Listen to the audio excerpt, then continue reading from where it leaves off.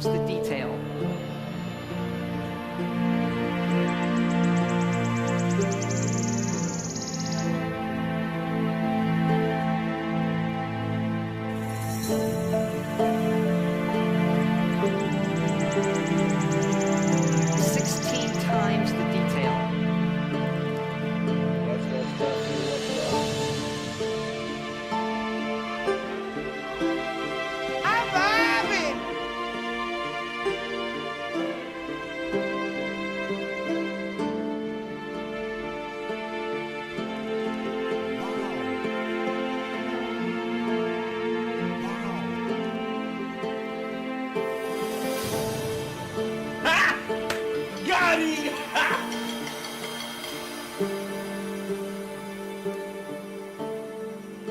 That's most definitely what's up.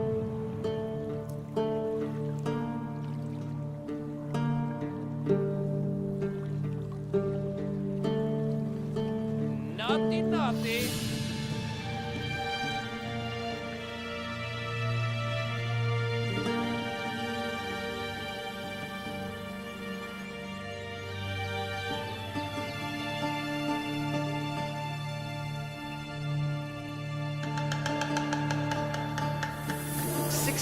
Times the detail.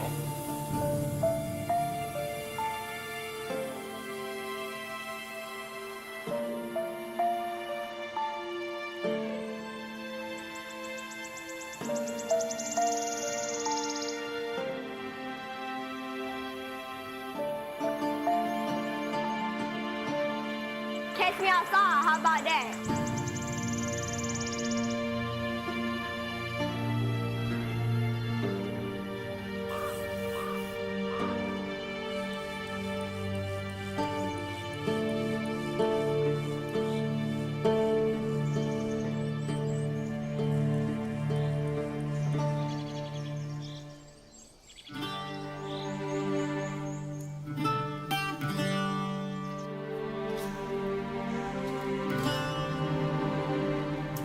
Look here!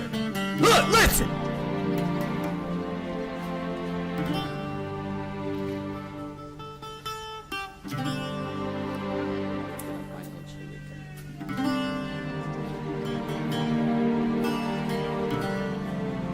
I called for help twice, and not a fuck you, what do you need, or nothing.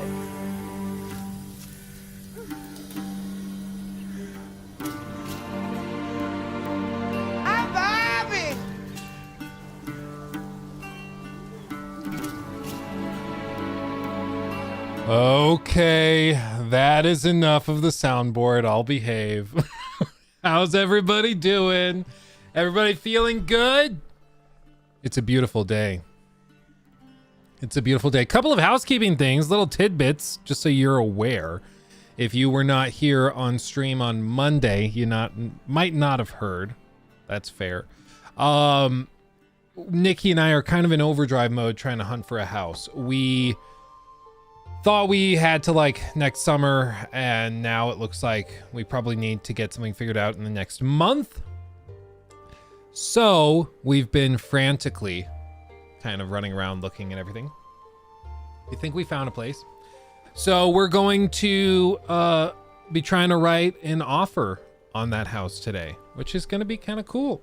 Like kind of the first step to potentially getting in a house of our own, because we rent right now, but a house of our own in the next like few weeks. So we'll see. I mean, it's still a long ways away. We still have like, you know, there's inspections, there's loan documents, there's the seller, you know, there's so many things that go on with it all at the same time. But we, you know, the ball's rolling. The ball's rolling, which is kind of crazy.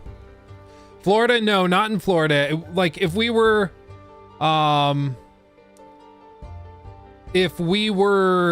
running around with like more time, if we were able to push it to like October, November, I think then we would look in Florida a little more seriously. But right now the timeline is just crunched, so we just have to figure it out.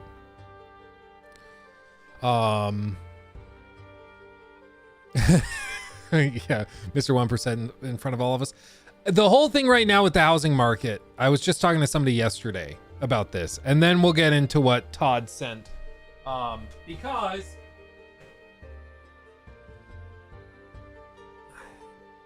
it's beefy. So we'll see what's inside here in just a minute. But the one thing with the housing market is everybody thinks, they just assume that like the housing prices are going to drop and plummet, because everybody's like, well, the prices are high, so the prices will fall. It's like, no. What is going on right now is limited supply. Guess what happens when rates drop? Well, demand greatly increases because rates have dropped, so houses are cheaper. And as a result, rates won't drop so far as to make like COVID rates swappable. So people are still going to want to hold on to their like 2% rates. So supply will still be constrained, but demand will increase. And if you take Econ 101, what happens when demand increases but supply stays the same? Prices rise. So like right now, yes, houses are stupid expensive. Guess what they're going to be when rates drop? Even stupider and more expensive. So yeah, it's a whole thing. Anyway. You get a shortage of PS5s. Exactly. Didn't I used to sell houses? No, I used to sell apartment buildings. I was a commercial real estate broker. So I sold the big stuff. We used to make fun of residential brokers that sold houses because they were like the kiddies and then we were the big boys. It's kind of stupid, but yeah, there's like little cliques in corporate real estate as well. It's pretty dumb. There's like the guys that do industrial stuff and sell warehouses, and the cold storage guys that sell buildings kitted up for like storing food long term. Those guys are really douchey. But yeah, there's like all sorts of different cliques within real estate. It's really funny.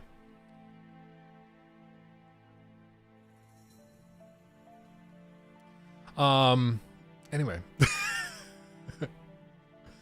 Probably can't watch the Starfield music video by ID in stream due to copyright. Yeah, I just wouldn't mess with it. And plus Twitch, on Twitch you can like watch copyrighted stuff and it's no biggie. They're like, oh, stop it, we'll stop you. And they'll block it after the VOD's done, or the stream's done when it's just the VOD. But with freaking YouTube, like in real time, if I started playing like Billy Joel, or as King Cobra calls Billie Eilish, Billie Eilish. If I started playing Billie Eilish here on stream, within 10 seconds, the entire stream would be taken down. Like when we tried to co-stream the freaking Apple event, for those of you who were here for that. We tried to co-stream that, and it was all like struck and in real time. It was crazy. I've seen the gameplay for Skull and Bones. What's your thoughts? I've not dug into it. We can look at that today, though. I reached out and tried to get a hold of them to do to get into the beta so I could play it too, but I missed it by a few Chapter hours. 8 super chatted $5. What are you gonna do? Thank you. Never ask you to break embargo. but can you blink once if you're happy and blink twice if you're sad? Yup. I mean, I'm gonna blink that number of times regardless, so I guess just make of it what you will. What I will say, just so everybody's aware, don't breathe if Starfield's bad. Hold your breath for 15 minutes. What I will say is I got this actually after we recorded our review, which is like we're doing polishing stuff on it now, but like it's done. Nothing has been altered or changed. My opinion has not been swayed whatsoever based on whatever is in here. So I don't want anybody to think like, oh, Luke's opinion was bought, which depending on how tomorrow goes might be a funny thing to say. So it'll be interesting. Anton, thank you, my friend. You guys are very generous today. Anton Esposito super chatted $20. How's it going, Luke? What's your contender for Game of the Year as of now? Sending good vibes from NY. Oh, shout out to New York. If I had to put money on it, I think Baldur's Gate. Baldur's Gate is still like top of the line. It's very like it's still showing up, at least in all my social media feeds. I know a lot of people still playing it, but Tears of the Kingdom, which I think is the only real competitor right now, I just don't see anybody talking about it anymore. And maybe it's just where I'm at, but I just don't see, you know what I mean? Like, it just seems like it's kind of fallen off. Kind of like Diablo 4, which I tweeted out this morning. I was like, lol, does anyone remember Diablo 4? Because it's like, yeah, that was reviewed pretty well. Didn't it get like a 91? I think it got like a 91. I'm pretty sure. So what about Starfield? My whole stance right now is that I'm just not going to bring Starfield into the discussion of Game of the Year, because if I do, people are going to be like, oh, so Luke thinks the game's amazing. And then if I don't mention it, but I do consider it, then I'm saying it's bad. So I'm just not going to include it until the reviews drop tomorrow, I believe. So just not going to do that. Also, shout out to Chapter 8 for becoming a member as well. Oh, and I'll get to your question here in just a minute. Iron_will07 super chatted $9.99. What do you think about certain outlets not getting review codes? I was talking to a friend and I was saying it sucks because now the validity of the reviews can come into question. I mean, there's a couple things just to give people a background kind of how the review process works. Big companies like Microsoft and BGS and those guys, they tend to work with agencies for reviews. So they're not like, it's not Xbox sending out review Framinator codes. super chatted $5. Luke, you should check out Project Z, indie game that looks promising. Went from a group of friends into a company. It's early on, but looks great.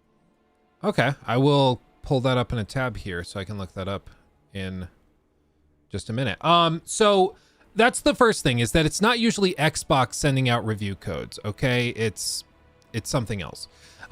They usually hire an agency to do it, and the agencies often work with multiple forms of media.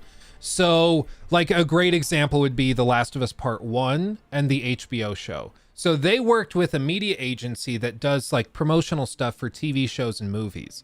That's what they do. But they also were contracted to help with some of the game distribution stuff, except they aren't in the gaming space. So they don't know that like SkillUp is a big reviewer. All they're going to do to figure out who to send codes to first, or who to invite to the premieres or whatever, is they're just going to Google like who's talked about our games recently, or who's talked about this topic and is a big channel. And that's all it really is. So it's not always this like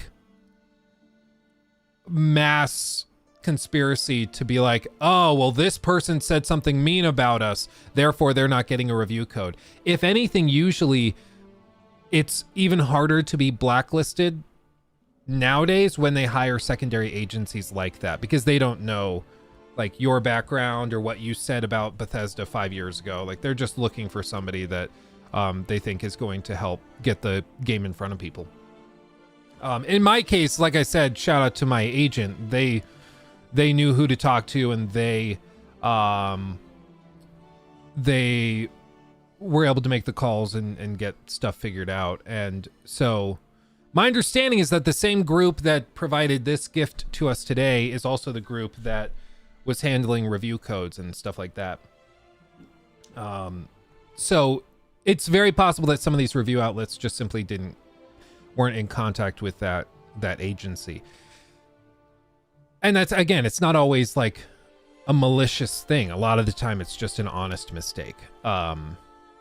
So that's why I think Eurogamer said that, like, they posted that article saying our review will be delayed because we didn't get a review code. And people are like, oh, it's because they were being mean to Bethesda or Xbox or something. And it doesn't seem like that was the case, because within like an hour of posting that, they got a review code. So it just seems like some people don't get on the list for whatever reason, and other people do get on the list. And it's not it's not that much more complicated than that. Sometimes it's just as simple as they didn't show up in the YouTube search results when they looked up big creators, you know?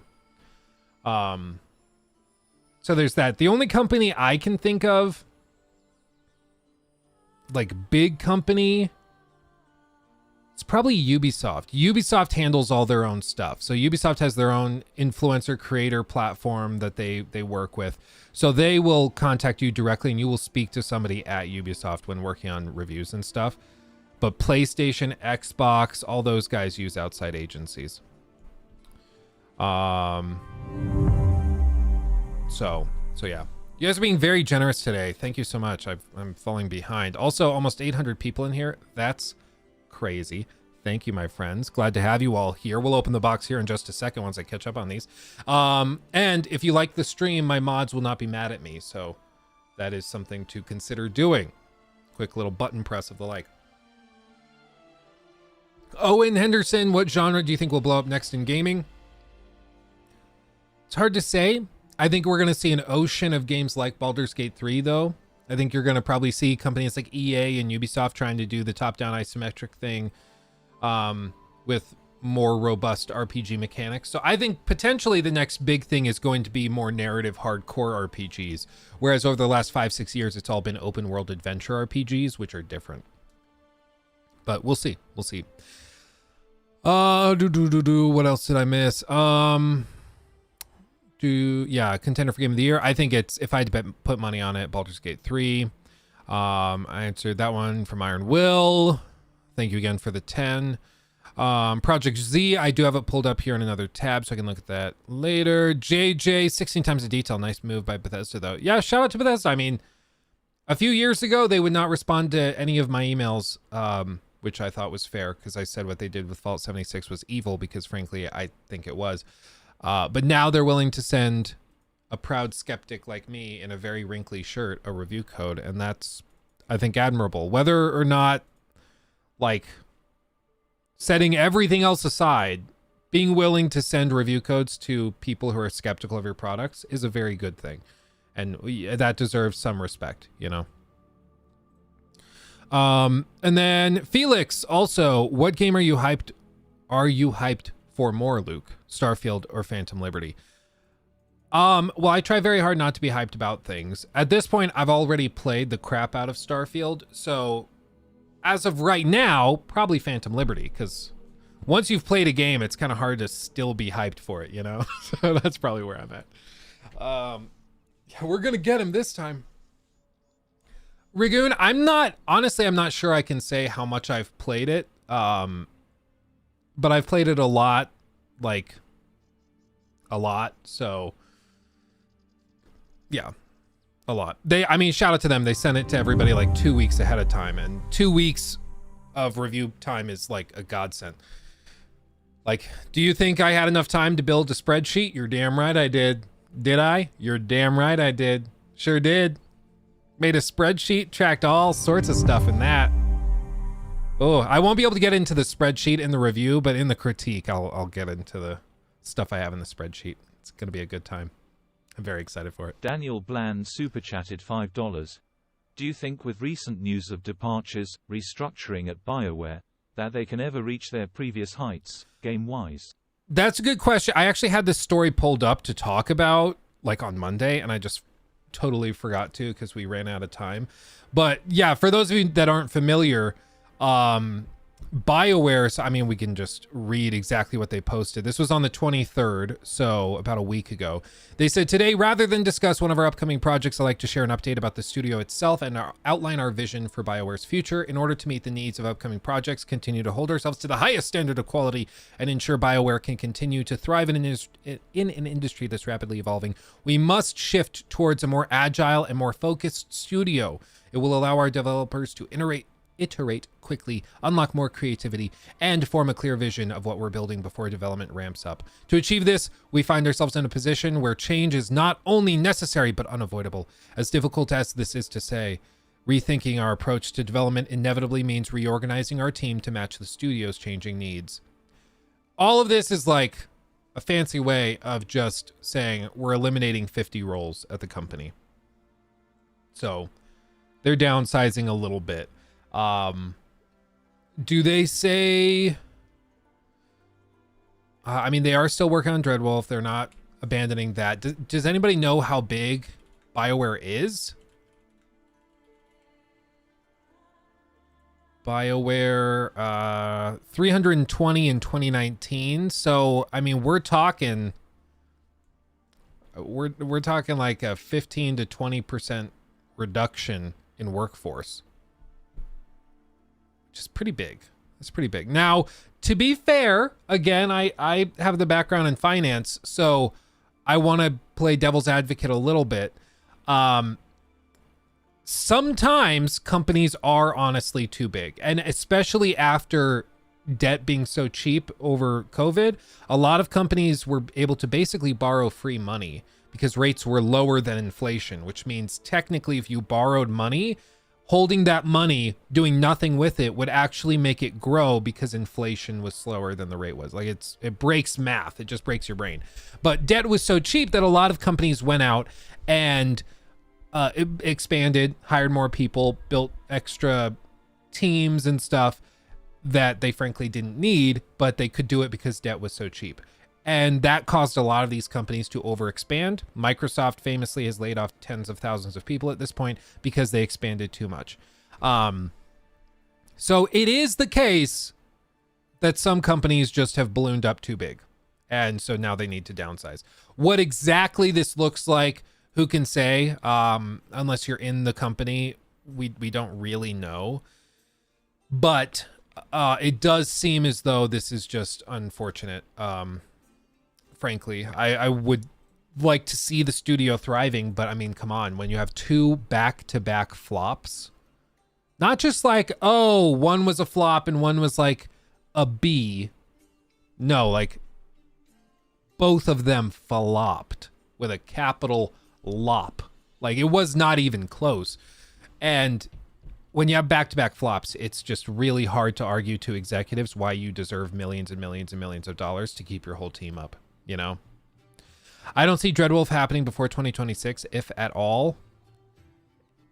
Yeah, I mean, hopefully they give them the time. They might force them to rush it out. Who knows? Who knows? What games? It was Mass Effect Andromeda, followed by, I believe it was originally called Project Dylan, that eventually became Anthem. And we all know how Mass Effect Andromeda went, and we also know how Anthem went as well, or how it didn't went, if that makes sense. Yeah, but Andromeda isn't as good as the original trilogy. No, exactly. Like, but the point is, like, it's just two games back to back that aren't what they needed to be. Have you seen Baldur's Gate 3? Baldur's Gate Act 3 kind of drops the ball. Rory's posted another video today saying that his opinion changed recently about Baldur's Gate, in case you want to check that out. Yeah, Nikki's actually in Act 3 right now, working her way through it. And I think it's just... There's a couple pieces to it. There are some, or like a couple of weeks ago, there were some bugs that I think were worth calling out. But I also think that this is just kind of an artifact of a lot of these games to use MS Paint to demonstrate it. Like, if this is where you start with a game over here, an RPG has like the branching narratives and paths that you can take that kind of web out. Excuse me, Mr. Box. Let me just draw out a bunch of these. Woo. Isaac Barnett super chatted $4.99. Luke, can we get a Windows Paint illustration of why you can't talk about Starfield and how good it may or may not be? I can try. That was perfectly timed, my friend, because I'm pretty sure you put that in before I pulled that up. That's freaking hilarious. That's amazing. Oh, wow. Oh, that's great. Hold on. My chat's gone. Refresh. Hold on. That's so funny. My chat just popped up and said unavailable. So let me pull it up. Pull up the dashboard. Okay. While we're doing that. So with this, I think the thing that happens with games like Baldur's Gate 3 is that some people will go in, and if we just like bookend it, so this is Act 1. So Act 1, and then this is Act 2, and then this is Act 3.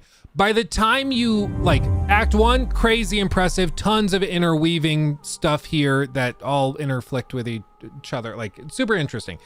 Act 2, it's still meaty. There's still a lot to cross over. Super chatted $10. Will your review of Starfield have a non-spoiler section? Would like to watch your review over other, but if your review is all spoiler, I might reconsider. I don't go into any on your channels. Like, I describe what I think of, say, like the more main story and stuff, but I don't go into any spoilers. And I follow the Bethesda spoiler guidelines super aggressively. And we also added a handful of other guidelines. So there's, just put it in perspective for the Starfield review that'll go up tomorrow. Like my original script, if we filmed it, would end up being around 2.5 hours long. We're not doing that tomorrow. Instead, tomorrow, I think it's probably going to be around a half hour, I would assume. By the time we trim out any extra stuff. So all of those spoilers, all these like super specific examples of things that I want to pull up. I almost just made an oopsie and said something I shouldn't have, but I didn't do that. I almost made an oopsie. But all of that stuff I would like to dig into in a lot of detail. We're not doing tomorrow because of spoilers. So rest assured, no spoilers. But with that all said, Act 1, lots of interweaving stuff. Act 2, lots, potentially even more interweaving stuff. But by the time you get to Act 3, a lot of stuff kind of starts to trail off, and there's not as many interactions that interweave. So the game can start to feel a little less dynamic compared to what you've experienced for the first 2 acts. And I think that that's just kind of, it comes with the territory of big games like this. The third act always struggles to keep that level of dynamism up. So I would expect that. As for bugs and other things that come along with it, my understanding is that they've fixed a lot of them. There were some weird stuff where it didn't look like there was a lot of playtesting done. Some encounters were just a little funky and broken. But it seems like they've fixed a lot of those. So I don't know. By the time I get around to like fully testing it, I probably like a lot of it's probably going to be fixed, just honestly. How long will the Starfield review be? I would guess around half an hour. Like I say, I guess because I'm still trimming some little tidbits in and out. So I don't want to commit to an exact number, but probably around half an hour when all is said and done. To answer these questions that you guys are being super, super generous. Rango, what time is the review embargo tomorrow? Right around the normal upload time. So like for me, it's 10 a.m. and I believe the embargo's at 10 a.m., but don't quote me on that. You can also Google it. It's public. But I believe it's like 10 a.m. Mountain Standard, 9 a.m. Pacific, I think is what the official timeline is. Let's see. Daniel, we answered the thing about BioWare. Do you think that they can't reach their previous heights game-wise? Personally, I think BioWare is kind of gone at this point. I would love for them to win me back over, but 2 back-to-back flops. I don't know how you just like move on from that. Because most of their crazy, amazing talent has left to go to like CDPR and companies like that. So I think they've lost a lot of the talent that allowed them to do top of the industry stuff. Yeah, and then Isaac, the Windows Paint illustration of why you can't talk about Starfield and how good it may or may not be. Yeah, I'm very excited for the embargo to lift and to be able to finally talk about it, because it's been like 2 weeks of having a lot to talk about, but you can't say anything. And like these leaks that have come out on like Twitter or X and Reddit and 4chan and all these places. And frankly, like some people are really bothered by the leaks. Some people are like, I told you so. Other people see it as a total nothing burger. And I don't know how I can address them specifically without offering my particular opinion on the game and a lot of the other details. So if you want to know about the leaks, I can encourage you to, well, maybe not even encourage you, but you can go look it up and see what those are. I'm not going to get into it because, again, all of that stuff and much, much more is going to be discussed in all the reviews tomorrow. So you're going to find out a lot tomorrow. So I would just say, everybody chill. Yeah, the one thing I will comment on is the guy that was saying he felt lied to because he can't walk on gas giants. That was objectively dumb as hell.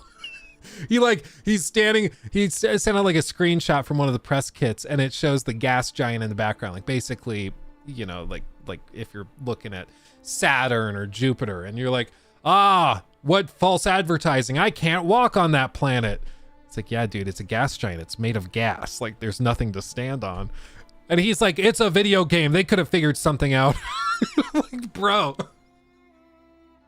It's so stupid. That is an objectively dumb thing to say. Like, if you want to say like, oh, well, it seems like they count gas giants as part of the 1,000 planets. So a lot of the 1,000 planets, maybe you can't even walk on because they're gas giants. Okay, whatever. That's fair. But to complain that they didn't add a way for you to walk on a gas giant is just unbelievable. Like, that is so freaking stupid. It's amazing.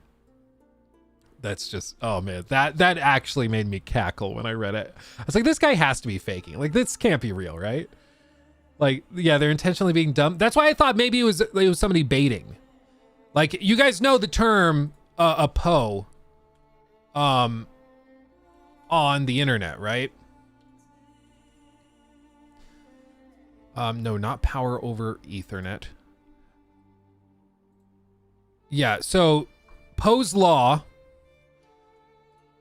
In other words, no matter how bizarre, outrageous, or just plain idiotic a parody of a fundamentalist, in this case, a hardcore like PlayStation fanboy, may seem, there will always be someone who cannot tell if it is a parody, having seen similar real ideas from real religious or political fundamentalists, or in this case, like console war fanboys.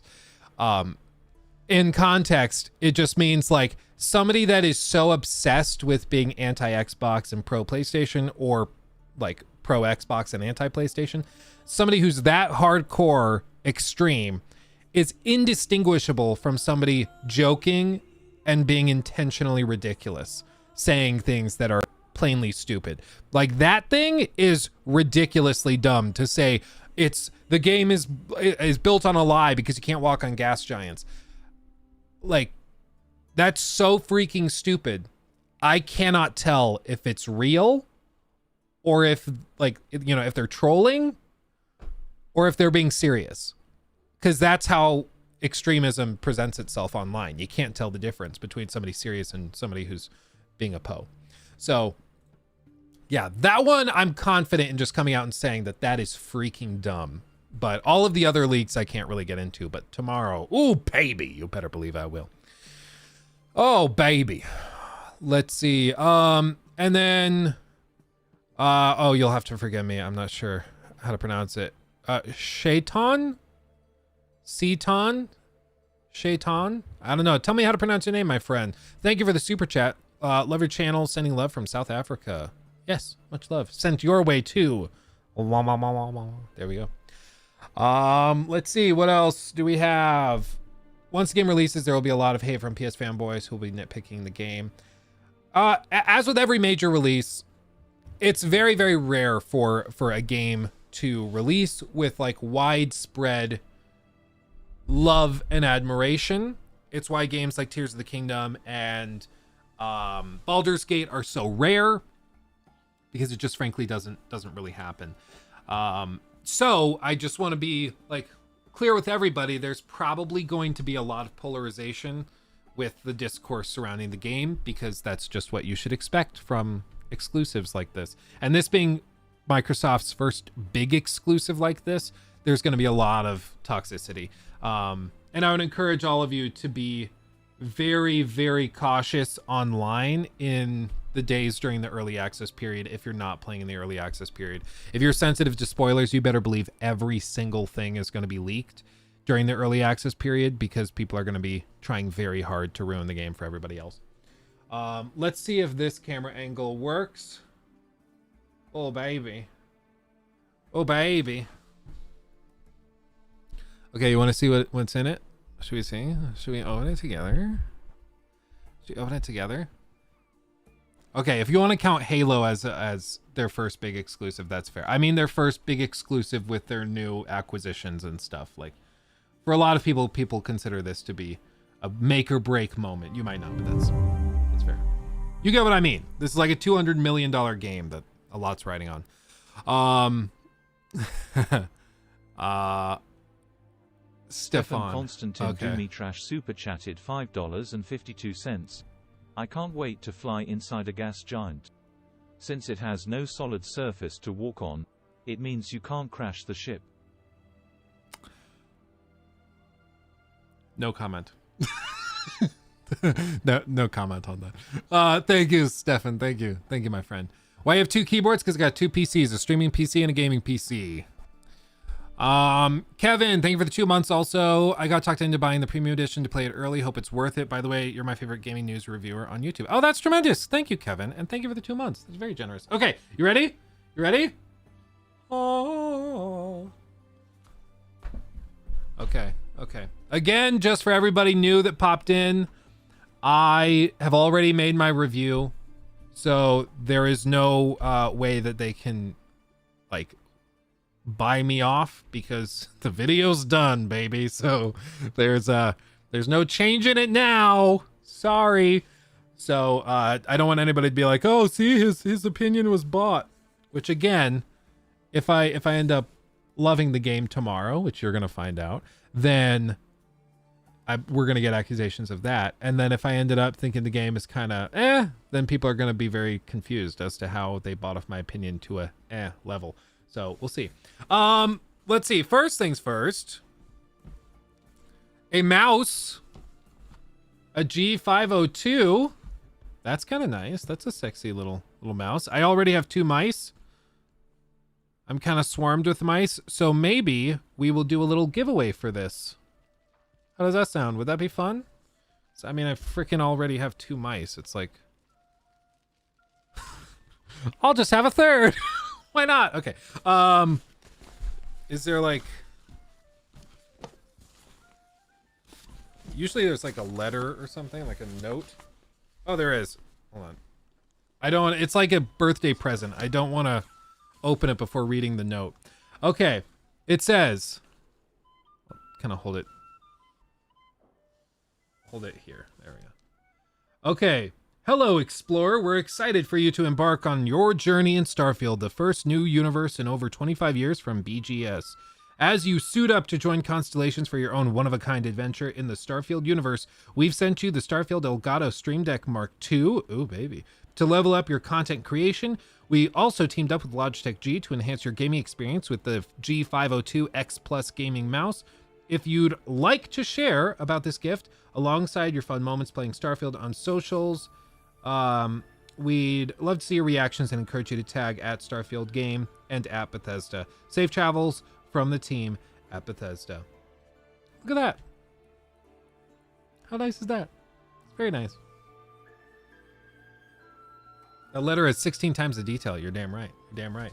So, oh no, you can see my knee. Oh no. For shame. Let's look at this first. So we got the mouse. We've seen that. This is the Stream Deck Mark II they were mentioning.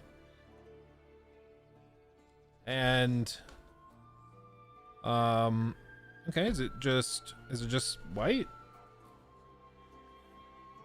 Oh, actually though. That's pretty sexy. That's pretty sexy actually. That's pretty hot. She thick, boys. She thick. That's nice. Now, I do have a couple of Stream Decks already. You know, I've got the XL, as you can see. But I don't think another will hurt. So, I guess there's that. That's super cool though. It's actually like custom. Like either way, a free Stream Deck is a free Stream Deck, but you know, I was like, "Oh, I hope it's actually custom," and it sure is. That's cool. Button hype. How long's the review? Probably about half an hour. Just about. I wanted to make it like 2.5 hours because that's what my notes would have made it, but I decided that that was not reasonable to do. So we're gonna save most of that for the critique. Trust me, like we're trying very hard to get into like what we need to do to give you an idea of what the game actually is and how it works. So you can kind of make up your own mind. But that being said, there's like the game is obviously, and we've known this for a long time, the game is freaking huge.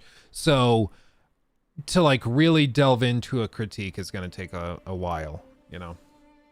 Okay. And then this, let's see. Oh God.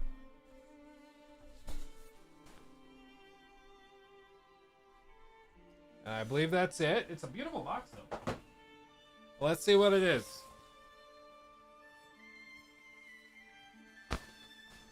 Oh. Little Starfield print on the back. Flight Crew Frontier on the front. Has a little like 70s style NASA flag on it. Little shoulder pocket too. Oh, and the big patch. Oh, that's kind of cool. It's not a full flag. It does kind of look like a pride flag, but it's not quite. And this thing feels heavy duty. This thing feels pretty like it's not messing around. Am I just gonna bake in it? Oh, it's gonna be puffy too. Oh baby, it's gonna be puffy. She gonna be puffy. HBO sent me a big Carhartt jacket. Oh God, dude, I look like a Michelin man. Oh, it's so big. It can go like, hold on. Look at this. It can go like there to that side. So just zipped up.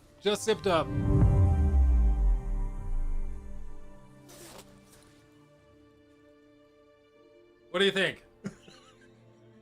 Oh baby. got a bit of the gut there too. Oh dude, it's already really, really hot. Oh, that's gonna work for the winter. Oh baby. She toasty, boys. Hold on, we have to say thank you. Thank you, Todd. I brought him downstairs from my bedroom just for the review filming and for this. So he's always with us.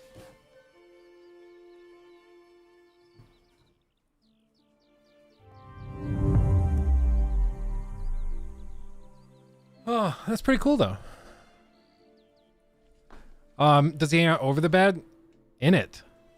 Nuckenfoot super chatted $10.09. With your review, how story spoilery will it be? And will it be stated before you dive into the story like your usual stuff? Also, thanks for your content throughout the years. Yeah, my friend, appreciate you. Thank you for the super chat.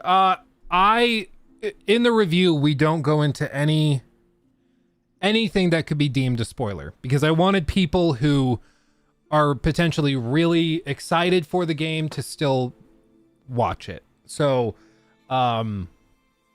we're not doing any sort of spoilers. I don't go into detail as to what you're tasked with in the main story. I don't go into any of that stuff. We'll do that in the critique, but as for right now, I think that we can discuss what we need to without getting into those tidbits and details. Yeah.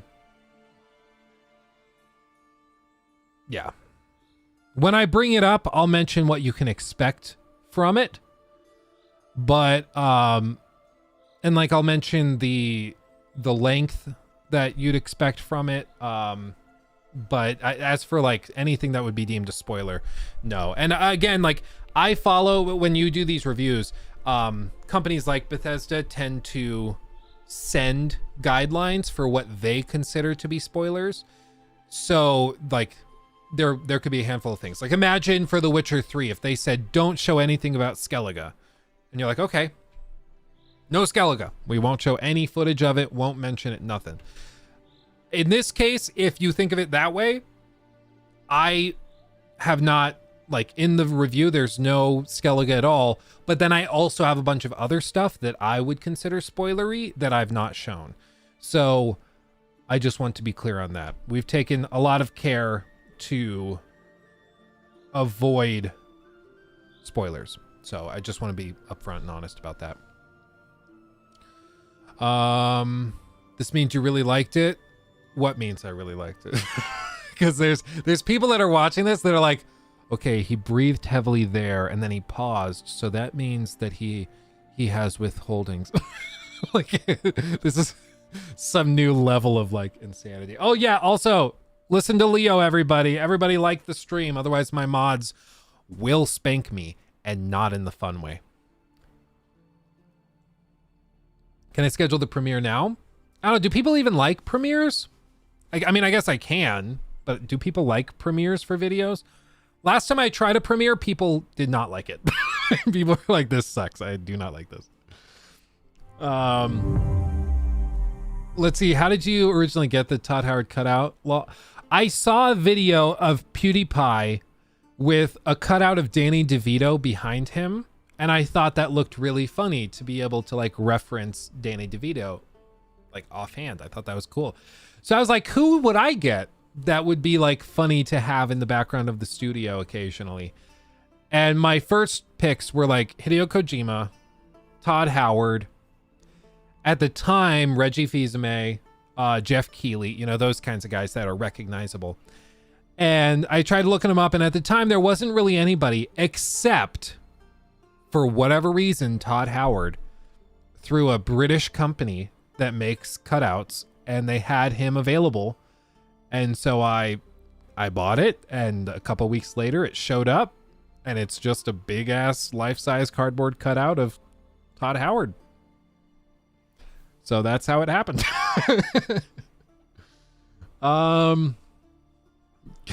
Yeah, that's what happened. How much? It was expensive, dude. I think it was like $75 or $80 or something. It was expensive. I'm probably the one person on the planet that bought a Todd Howard cutout. Because like anybody who knows who Todd Howard is, I would assume has run into one of my videos over the last few years. Even just one of them where I've shown him off. And I've never seen anybody say that they have one. It's like, who's buying them? Yeah, for cardboard? Exactly.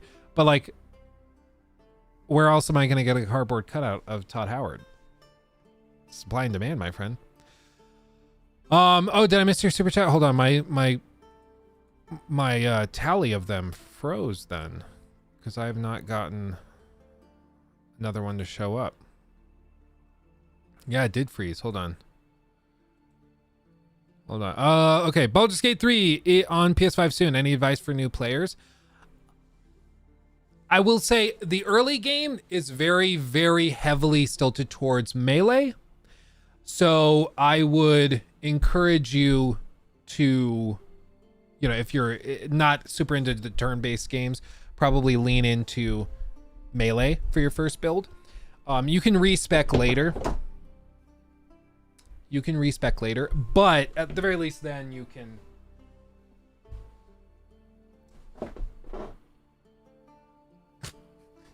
At the very least, then you can do what you gotta do. There we go. So I would say lean into melee probably if you're iffy on that type of turn-based combat. Oh, you bought one of Frodo? That's amazing. I love it. You can buy a cardboard cutout of him online. There's a site that makes custom ones, but they do have Todd Howard in stock. Oh, well, there you go. Luke, can you add Todd, no offense, man, cough? That's a good game. In your review, it's solidarity with the best reviewer of all time. No offense, but that's a good game. Maybe. Also, Luke, I know you're gonna hate me, but I'm putting slow mode on. Oh, Rocky. I kind of like it. It gets me energetic when the chat's moving fast. Rocky does not like it. Rocky likes it to move a little slower. Yeah, the Ubisoft suspending accounts inactive. Yeah, Spoot, that whole thing was kind of a nothing burger, and nobody really talked about it. I thought it was really, frankly, disappointing how a lot of big creators like Moist Critical and those guys talked about it, because the whole thing was a nothing burger. The reason Ubisoft was deleting accounts was because some regulations, I believe it was in Europe, they require you as a company to not hold on to customer information if they've not consented to it. And if somebody has not signed the newest terms of service, you don't have permission to hold their data, including account information. So as a result of that government regulation, which you don't have to like, but it's the government regulation that they have to abide by, they said, okay, once you've not signed the terms of service for X period of time, we will go in and we will do what we got to do. We will delete the account.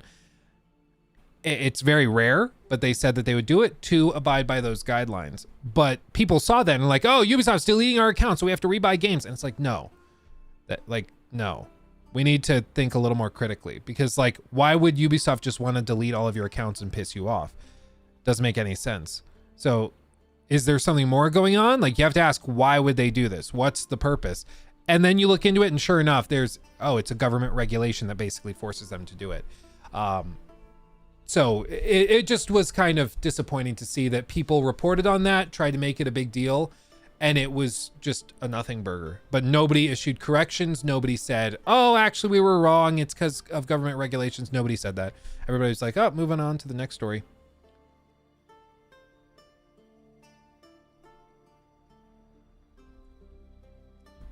You got the cut from Bethesda? You're damn right I did. Review will go up tomorrow, baby. Gotta allow a little harassment, Rocky. Just a teeny weeny bit is always fun. Yeah. How many hours have I spent in Starfield? Like I said earlier, I don't think I'm allowed to say exactly how long, but I've played it a lot. You know, dozens and dozens of hours. People jump the gun quick with Ubi, unfortunately. That's I think it's unwarranted most of the time. I think they've earned the reputation they have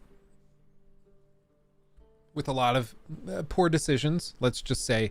However, it's kind of the boy who cried wolf. Like, when everybody is throwing a fit and making a big hullabaloo over basically nothing, which is what that story was, it discredits you when you actually are bringing something serious up about Ubisoft or any other company. And not to mention, it's just frankly dishonest. Like, it just is. I believe the embargo lifts at 9 a.m. Pacific tomorrow. I'm pretty sure. Did I try the Skull and Bones closed beta? I did not. I did not get an invite, unfortunately. But I reached out to them and they said that they would be hooking me up for the next one. So I will be able to play it in the next one. Ooh, new extended gameplay of Space Marine 2. Is that invite noises? You want to know? So for those of you that are newer to the channel, we have an emote for members called the spam folder. If anybody in here can throw the spam folder in chat just so you can see. That's hilarious, Renari. That's so funny that you just, yeah, that's so funny. Anyway, but that spam folder right there that you can see is because I was actually invited to the red carpet event for The Last of Us on HBO in New York City. So I was invited to actually go to the red carpet, see the first, I think it was 4 episodes or something in one night early, and meet a bunch of the people that worked on the show, potentially even the actors. I don't know if they ended up going to the New York one. They went to the LA one, I think, but I don't know about New York. But I was invited to that. And you're like, Luke, why didn't you make a video on it? Sharon PTRZ super chatted $4.99. Sharon, thank you so much. I'll get to that in just a second. Well, I didn't make a video on it because I didn't see that invite. It went to my spam folder, and I didn't see it until like the day or a few days after it had happened. So if you ever like kick yourself for missing something that would have been awesome,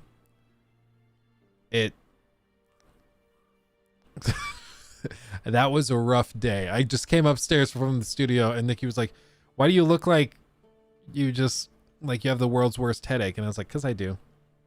I missed something that would have been amazing.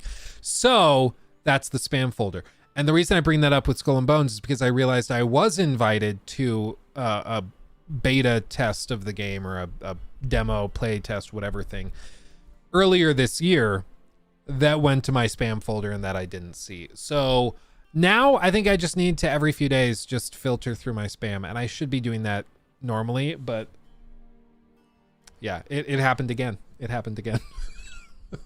Little less severe, a little less dramatic than the HBO one where I could literally walk on the red carpet. But yeah, just remove the spam folder. Well, it catches a lot of spam because once I have like a business email open, every Tom, Dick, and Harry sends me all sorts of insane emails. Like, it's hilarious. We actually for Starfield got a handful of emails from fake people pretending to be Bethesda. They would do like from Bethesda Games, Bethesda-games.net, but Bethesda was spelled with 2 T's, Bethesda, you know? And there's people like offering review codes, but then they said, in order to give you the review code, we have to get your Steam account credentials, and then we can give you the code. So I'm assuming they sent this to like a bunch of new creators that have never had a review code and don't know how they work. And so they just like straight up stole a bunch of Steam accounts from people. But like this, it's crazy. It's crazy. Like people have gone hardcore with Starfield scams and crap. Like I said, we've had people that have gone in and like tried to hack into my server down here. Like, it's crazy. It's crazy. Oh yeah, Sophie, we did unbox it. They sent a mouse. They sent a custom Stream Deck, Stream Deck, and a Starfield jacket. That is freaking huge. So, I don't know. It's going to be very warm, very poofy. Very poofy. What do I think about the boundary reaches in Starfield? Blue, trust me, I will have a lot to say about all of that tomorrow. A lot. They didn't send a code. No, they did not send an extra code. Luke looks like a flasher in that jacket. Yeah, kind of, a little bit. Kind of. Yeah, the jacket comes from Starfield nipple tassels. Yeah, that comes. Normally you have to pay extra for that, but they just included it. Is the jacket reversible? I don't think so. Because it's just the. Yeah, I don't think so. Because the embroidery is loose here with the strings and everything. So, or threads. Looks like the RE4 merchant.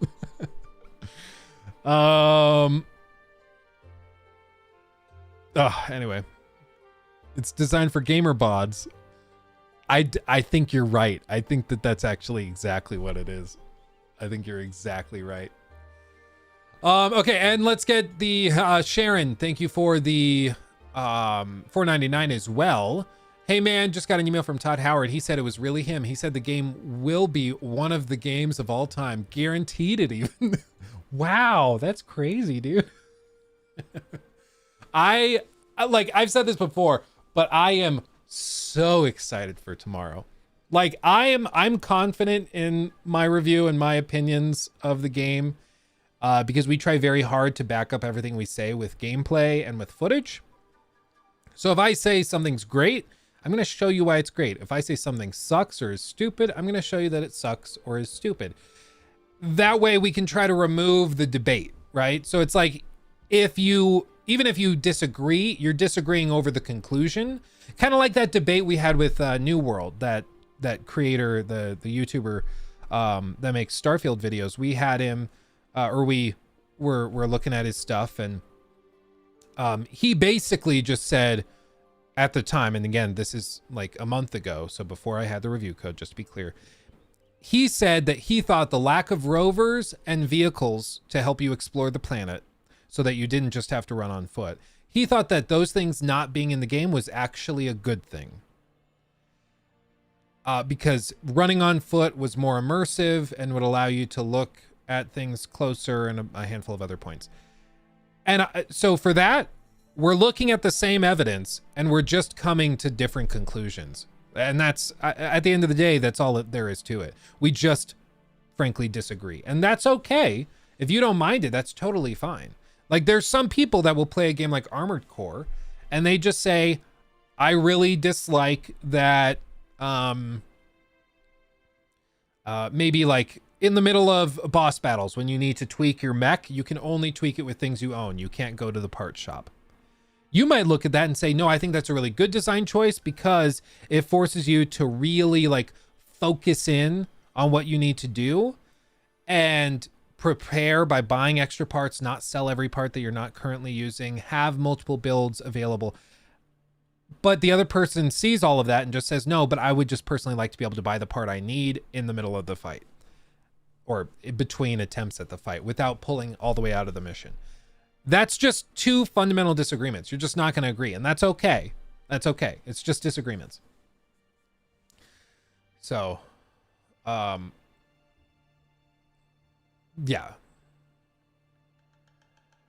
Members only stream tomorrow. Tomorrow, I am on a plane. I don't actually know exactly when. This trip has kind of... I scheduled this trip when I was like really sure we were not getting a review code, because why on earth would Bethesda send me a review code? And then they did. And so we were able to review the game, thankfully. But I'm on a plane tomorrow. Let me see when.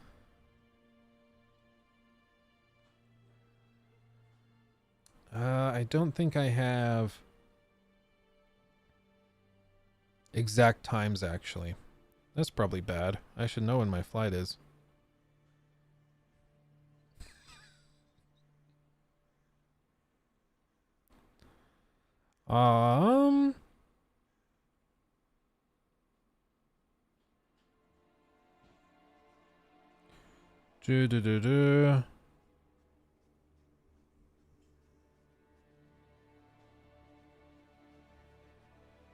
Okay. I'm not sure, but I'll probably be on a plane when the review drops, honestly. Oh, hey, babe. Do you know when our flight is? Tomorrow at 10:20. 10:20. So I will... I have to go check on a baby. Okay. It's got pooped everywhere. Oh, Everywhere. he pooped on you? Or he pooped in the car seat. I Oh. put him in the car seat. No, it's gone. So he pooped all over you, and then I just hugged you and...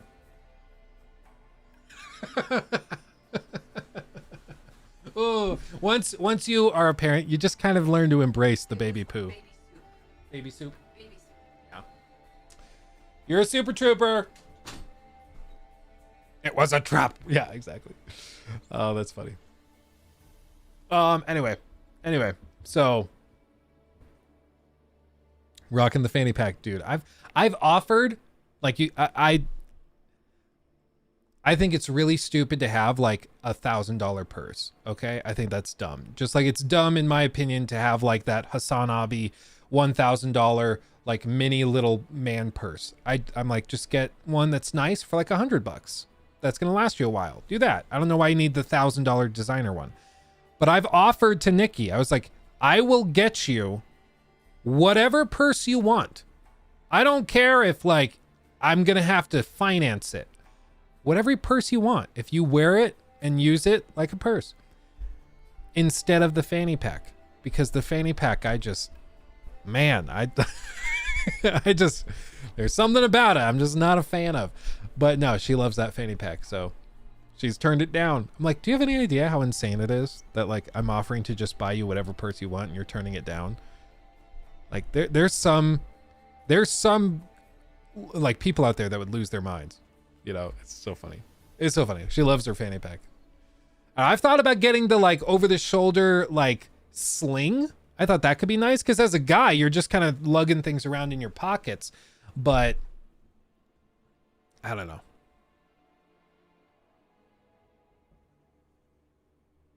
Luke, you can't eat the rich with your basic ass purse. Oh man. Failed Wizard, you tried reusable diapers? Yeah, I think there are some technological advancements we've made that should just be embraced. Like a saddlebag? Yeah. Yeah.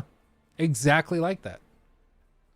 Just wear cargos? Yeah, but you see, I am a Scottish man, like Scottish, German, mixed with Sioux Indian, Native American. And all of that combines into a body type that has a long torso, short, stubby legs, and a freaking non-existent ass. And so if I wear heavy pants and shorts, they're not staying on for long, my friend. They're just not. You know, it just doesn't work. So you just like me for real. Yeah, exactly. Like, you know what's up. You know what's up. With a massive... Dude, we started watching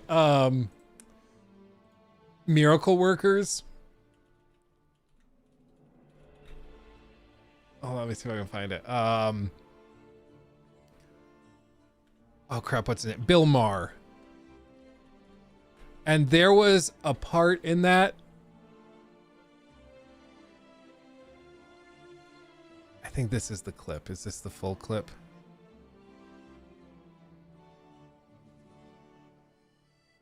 Okay, yeah. Let me just show you this. Hopefully this doesn't get us copyright struck. It might actually. Oh, I don't know if I can do this now that I think of it. Anyway, there's this whole bit where like God tells him that because Bill Maher was making fun of him, God played by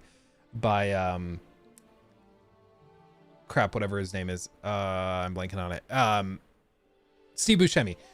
God's played by Steve Buscemi, and God's upset that Bill Maher was teasing him on his radio show. So he tells his like right hand to Archangel that he needs to kill Bill Maher by exploding his penis. And so they tell him to do that. And then they go down to the genitals department and tell them to blow up Bill Maher's penis. But it doesn't really go well because it just doesn't get blown up. It just ends up freaking huge. Na dann, wisst ihr, wie man... Oh, it's in German? Okay, then yeah, we just won't play it. He just has a massive talent, shall we say. And so then they go back down to figure out what the deal is, why they didn't blow up his penis. And then they're like, well, we just injected hormones to make it massive to explode it. But then it ended up being so amazing and beautiful that we just couldn't destroy it anymore. We just couldn't. We refused.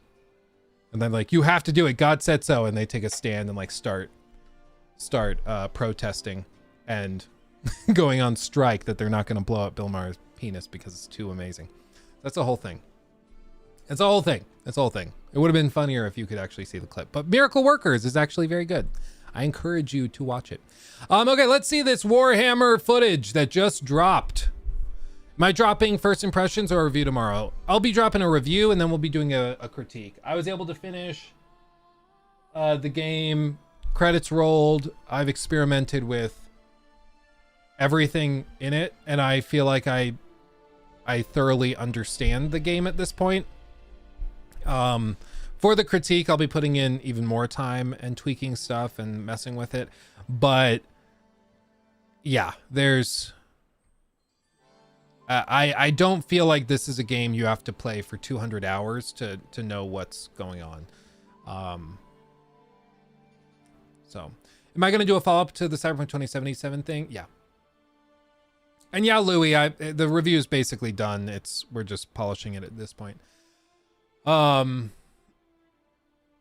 Let's see. And yeah, they gave it to us 2 weeks early. Most games, if you have 2 weeks to play it and it's your job, you can finish it in 2 weeks.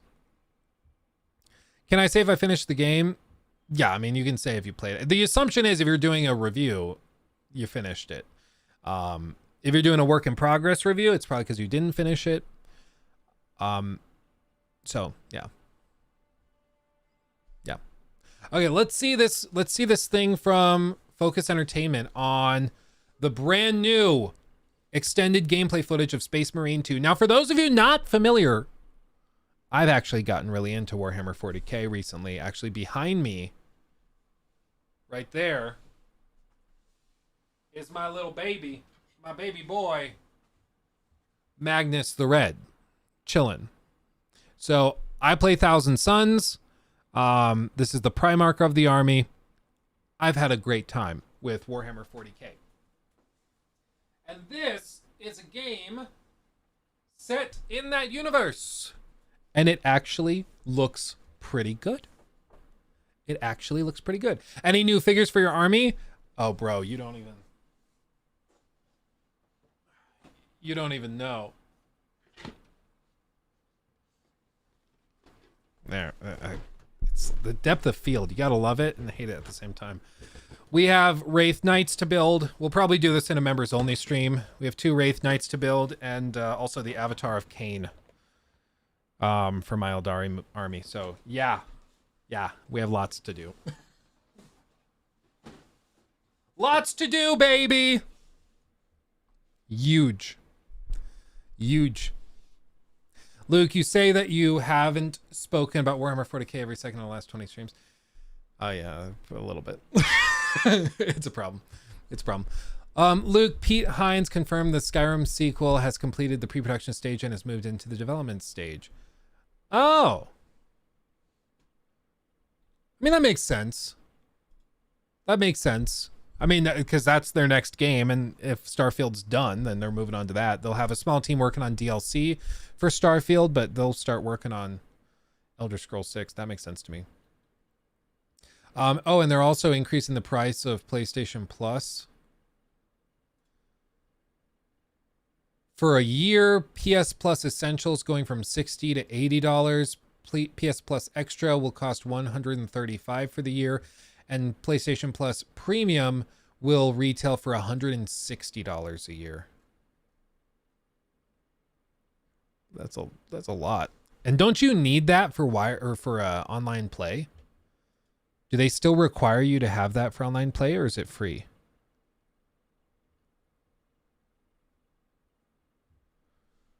If you have to have that to play online, that's aggressive. $80 a year. That's wild.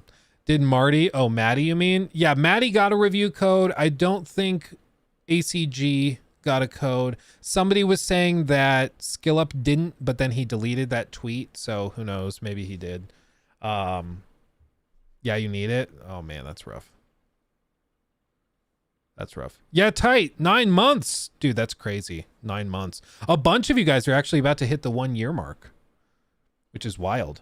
And you're on your way, my friend. That's crazy. Thank you. 9 months of support. Crazy generous. Thank you, my friend. If they're upping their price, they have to keep the quality of the game catalog. Yeah, well, did you see what they're bringing? Did you see their newest edition?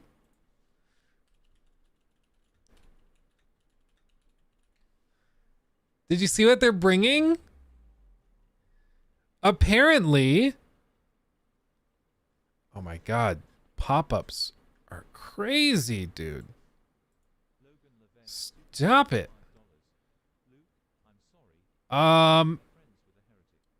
So it leaked that it looks like one of their free games is going to be Saints Row. Isn't that great? You're going to be able to play that terrible game. You're welcome, guys. You're welcome. I know you guys were hoping for it, but now you actually got it. You're welcome. Yeah, it's not even close to Game Pass. It's frankly like outrageously terrible in comparison to it. Especially like even big games that are years and years old, like Ragnarok. That one's not years and years old, but Ragnarok's not on any of their services. Neither is The Last of Us Part 2. And let's be honest, We know all of this. The reason is because they're probably working on a quick little remaster that they're going to sell for $70 for season 2 of the HBO show. We all know this. We all know. It's just frustrating. Maybe it looks great, but I don't know how much more they can improve it. I mean, they already support 60 FPS on The Last of Us Part 2 on PS5, so I don't even know what improvements they'd make. Ray tracing stuff, I don't know if that's enough. The game already looks phenomenal, you know? Like, what did they do to The Last of Us Part 2 to make it worth 70? I don't know. I don't know. M&H, thank you, my friend. You guys are seriously blowing my mind with M&H generosity. Crush super chatted $10.37. Okay, the big question is, do you paint your figures yourself? Sure do, baby. Sure do. Like I said, that Magnus, this was the first big boy I painted, and I think he turned out okay. There's a couple things I would tweak or change, but I think all told, he turned out pretty good. Like, the funny thing about painting minis is that you will always have little things that drive you crazy that no one else will ever notice, you know? Like, little bitty things. Like, he has some little spilled paint. Some of the white got on his sword on the bottom, right there. A couple little things. But all told, I think he turned out pretty good. So, yeah. I do all my own stunts, bro. Okay, let's finally watch this. I keep getting distracted. The most fearsome, tenacious, and relentless bloody men and women that ever crossed the stars. Saber. Focus. It's Cupid me. Stop it, Cupid me.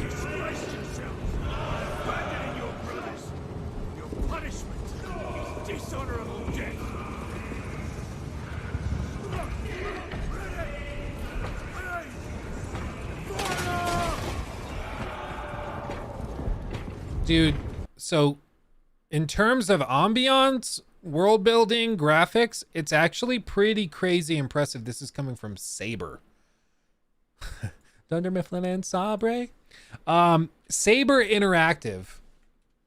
If you don't know these guys, they are the ones that did Wildcard Football. John Carpenter's Toxic Command, Expeditions, Teardown, Quiet Place, World War Z. This seems to be probably the main reason that they got qualified to do this, why they got approved for it. Because you're going to see when the Tyranids come out, which are like the alien monsters, they use the same kind of tech that they used for World War Z. But like, this is not a studio I would associate with this type of game. But they've done some solid work by the looks of it. I'm not sure. Was this the same guys that lost the Coda remake? It might be, actually. I've had enough recast to kill her now.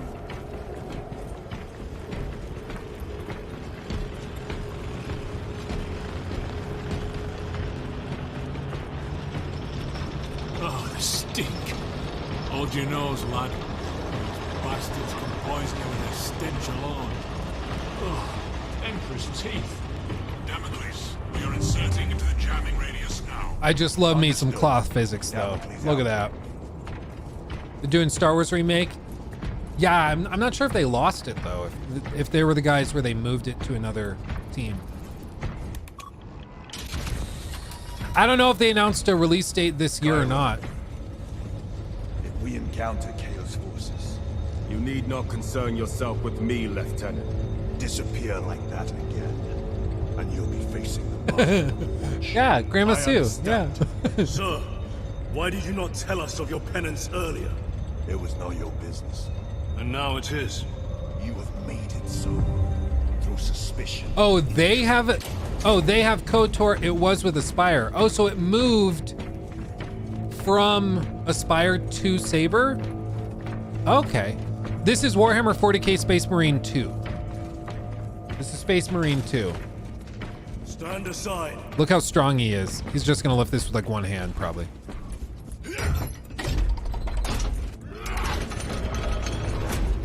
Okay, 2 still. The relay is ahead, through the arch. Look at the Tyranids. So all of these crazy aliens you see, what's crazy is like, I'm so sorry, everybody. If I pull up paint, what's crazy if you think of the universe of 40K like this, with like all of these galaxies or whatever all over here. Okay. It's just a big galaxy. The Tyranids started coming out like right here. Okay. So everybody started to think, as they expanded further and further out, the God Emperor of mankind was like, oh, so they started here. That must mean that they're kind of concentrated, right? So that's where they are. If we wipe them out over here, they're gone. But in the lore, they've started coming from over here too.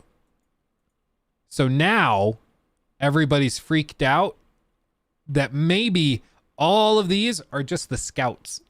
It's not even like,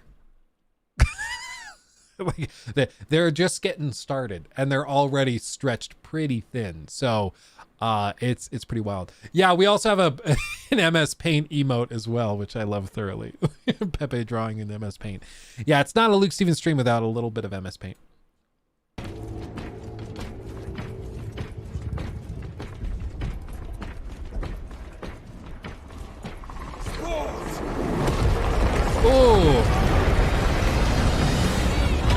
Oh God.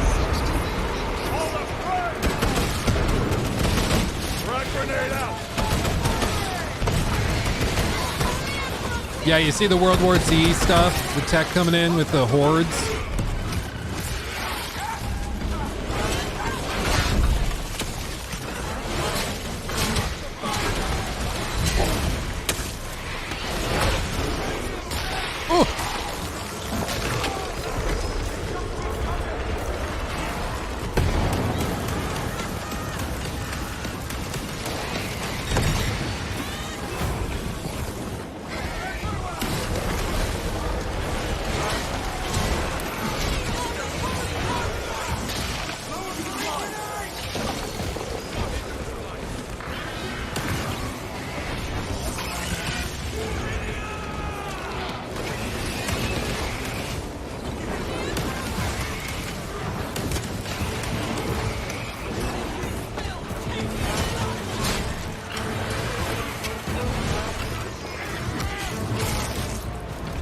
Initial impressions, looks really good, bloody, gory, all that stuff.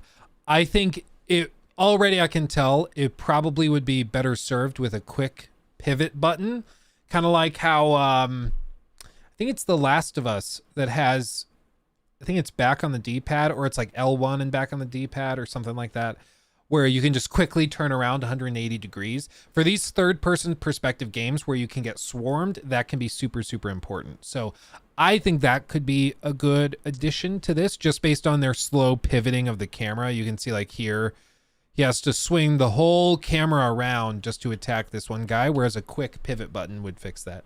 Dying Light 2 has a quick turn too. Yeah, God of War also did it, because these third-person perspective games with melee combat, it's really important to be able to pivot quickly. There's also the occasional frame dip, but again, it's work in progress, so I don't want to beat them up too bad on that. It looks to be running pretty well, all things considered. And yeah, I mean, it just looks good.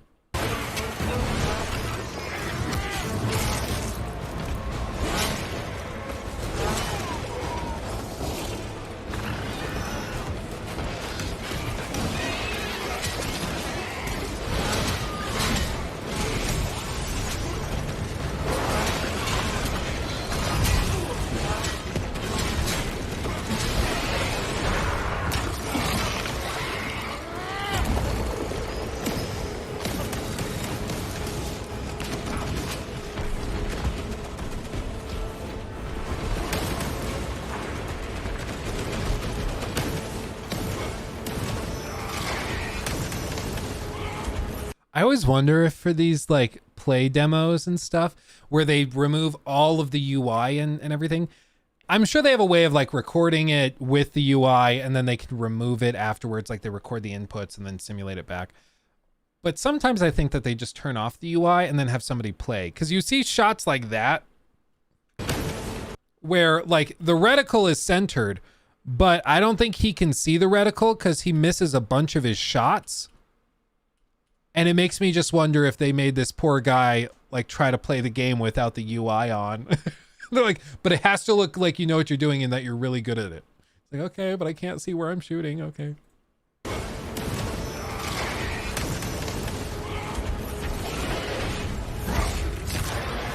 Oh, dude.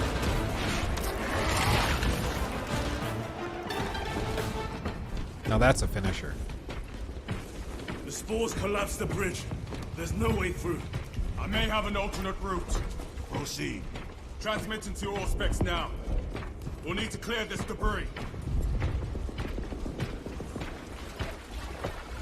I mean, you can see pop in and stuff like that. Again, it's in progress footage. And this is a AA game, so I'm not expecting perfection.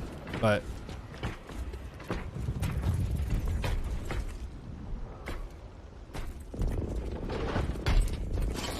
Path is clear.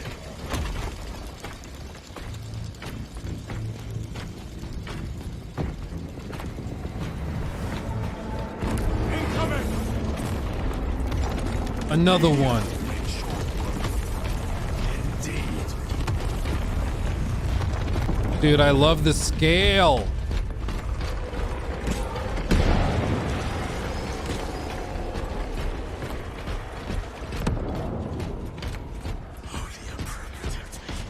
Oh, may the Emperor protect me.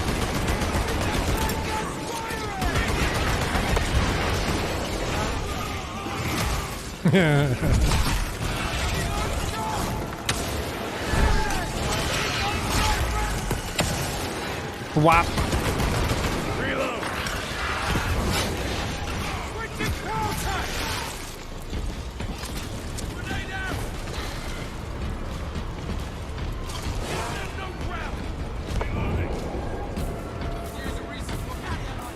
Yeah, like full disclosure just for everybody.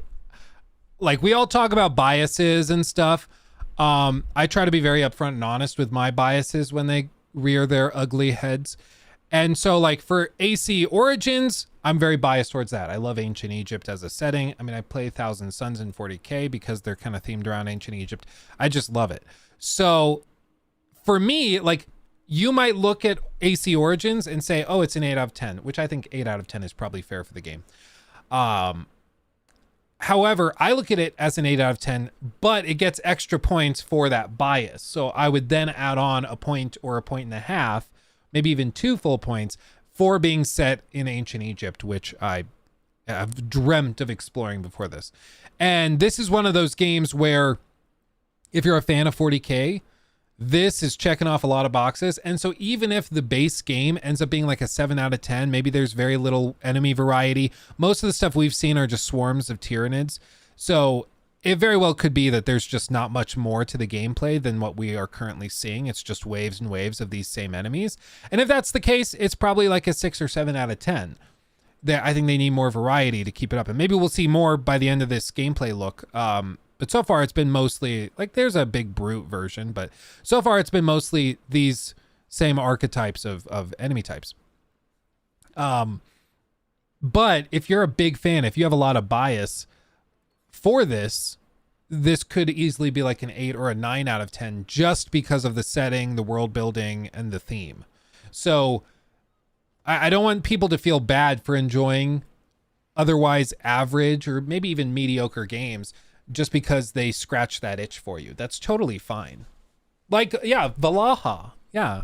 Assassin's Creed Valhalla. With that game, for some people, the ability to play as like a Viking explorer was worth all the other stuff you had to put up with, you know? So it's, oh, that's the end of it. Okay. So it's all just to say, like, you like what you like, and it's okay to have biases. I just think as a reviewer, especially, it's important to disclose those so we all know where we're coming from. Let's see. Different setting.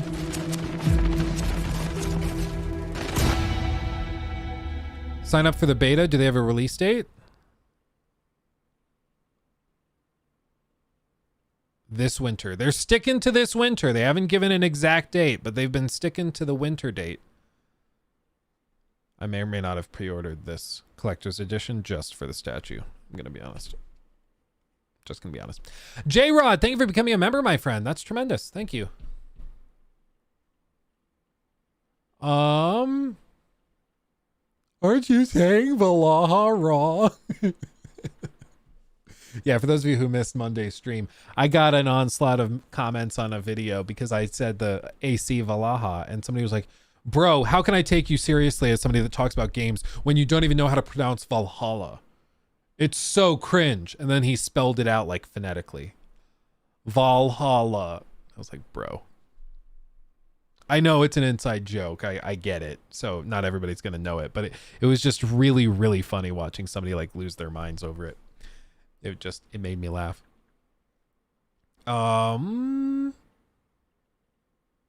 Okay. Odyssey should have been its own game. I think whether or not it should have, because it has the AC branding, it carries some baggage, but as a like,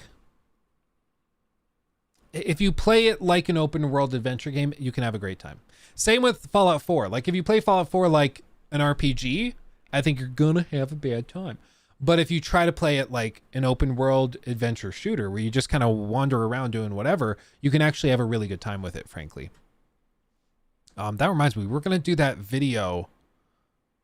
Do I have that on the schedule? Actually, let me check. We're gonna do that video on Fallout 4 with that mod that you guys showed me. Luke and Smurfette kissing in a tree. Come on. Load. There we go. Let me see. Did I add it to the schedule? No. Okay.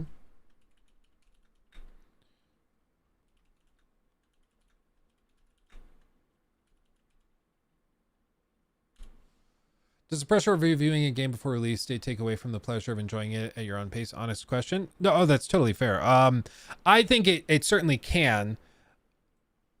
Like with Starfield, for example, they gave it to us 2 weeks ahead of time. So like I've had nights where I'm like, okay, so I probably need to sprint through more Starfield, right? And then I'm like, actually, no. Like I finished this, and this. I finished that. Tomorrow I'll go and experiment with that. But I'm feeling good. So when they give you plenty of time, it's way lower pressure. When it's like, I think The Last of Us Part 1 was really stressful because they sent that to me and I was like, so it seems like it's just the other, I mean, it's the game we've already had, just like swapped out models and stuff, like barely changed mechanistically. It's not been changed or anything. It is a remaster. It's not really a remake in a significant way compared to what a lot of other remakes have done, like Mafia Definitive Edition, for example. And that one, so I had to play through the whole thing and they gave me like a day and a half to do it and then make the video and everything else. And I was like, I don't want to just play 8 hours of it and be like, okay, it seems to be exactly the same thing. Cause I wasn't sure if I was going to get to the end of the story and then all of a sudden they've added in a new Easter egg for The Last of Us Part 2 or something that's worth mentioning to be like, oh, you need to play this because you can see an updated final cutscene or something. So I played through the whole game, sprinted through it, did nothing else that whole day but play The Last of Us. And sure enough, it just ended up being a copy and paste of what was there before. And like that was really stressful. And I think that kind of spoiled my enjoyment of going back to The Last of Us again. Even though it's a great game, even though the remaster was done very well, barring like performance issues and the shader compilation stuff, it's still, I think, spoiled the fun of it. But for a game like Starfield, where they give it to you 2 weeks ahead of time and you can really take your time with it, it doesn't really affect it. If anything, it's the only frustrating part about it is that I can't talk to you guys about it. Like I want to be able to just talk and be like, so guys, this thing, what do you think? Amazing, terrible, what do you think? I can't do that. Tomorrow I can. Today I cannot. Do you think State of Decay 3 will have a big budget? I hope so. I hope so. I've always thought those games had a lot of potential. Broccoli Rob. I love the name.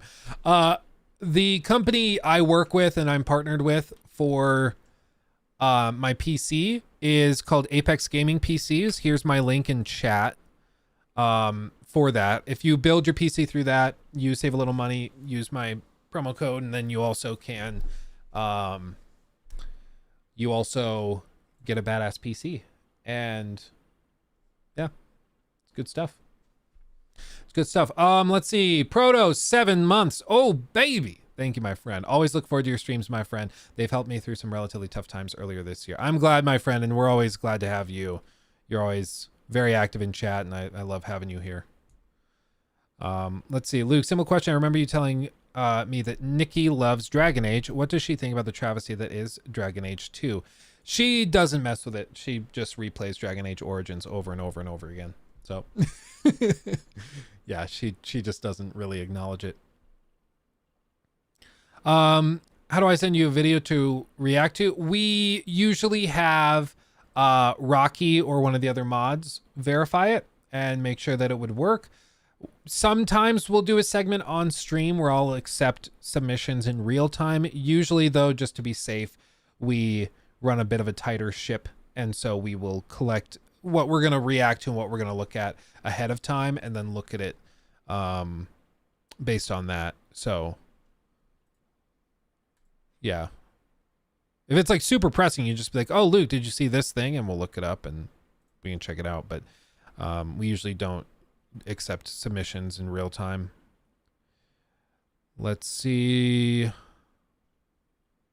Oh, didn't that Fort Solace game come out? Am I just making that up? Yeah, it did. It totally did come out. This like totally slipped past me. I had no idea this even released. I know we were talking about it, but Fort Solace, this was a game that has like Roger Clark acting in it. And it just totally slipped my mind. Put a few humans in outer space for a story set in the future, and the result always seems to be that nothing will go their way. And Troy Baker. That's once again the broad strokes of this latest space thriller, Fort Solace. But the intrigue, as ever, is in the details. Developer Fallen Leaf does a good job of hiding the satisfying answers to its central mysteries up until the very end, which makes its story consistently absorbing even as some of its gameplay elements betray its own Hollywood-inspired intentions. You need to get out of there now! Fort Solace is a third-person adventure game that tells a story reminiscent of Moon and 2001: A Space Odyssey. It's slow, sometimes to a fault, and more concerned with its message and themes than action set pieces. That doesn't mean it's a low-stakes tale. On the contrary, the secrets tucked away in Fort Solace are existential, but it's expressed through the eyes of a small cast of interesting characters whom you'll get to know over the game's 5-hour story. Fort Solace has AAA aspirations, and it shows quite clearly in a few ways. For one, the game looks gorgeous. Built in Unreal Engine and presenting gameplay in an over-the-shoulder style, it would be easy to mistake this indie for the next big-budget cinematic thriller. That's further solidified by its exceptional cast, headlined by Roger Clark and Troy Baker. But the complete cast of about 10 or so people is just as well written, with great performances to match. Clark's Leary and Julia Brown's Jessica Appleton do well to color in the world in the first hour, including their own characters who would otherwise be amorphous Mars transplants in drab uniforms. I mean, that's just kind of what it looks like, though. This is the tough thing with games like this, though, is that they don't show very well. They don't look great in trailers or anything like that. And especially when the gameplay is mostly walking around investigating stuff, it just doesn't... It's not very exciting compared to some other games like that Space Marine 2 trailer we just looked at, where it's just, you see the gameplay and you're like, ooh, I want to play that. That looks engaging. That looks fun. It's really hard to convince somebody to pony up a lot of money for this. Maybe it's a really good fit for Game Pass, but that can sometimes be damning. If somebody's like, their impression of your game is, well, if it's on Game Pass, I'll try it. You know, like that's a dangerous thing. So you hated it? I wouldn't say hate, I wish he had done more.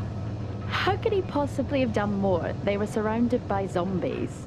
In Fort Solace's vision of the year 2080, We've yet to occupy Mars as a species, but corporations have made it a mining and research hub. I bet you can guess how that's going.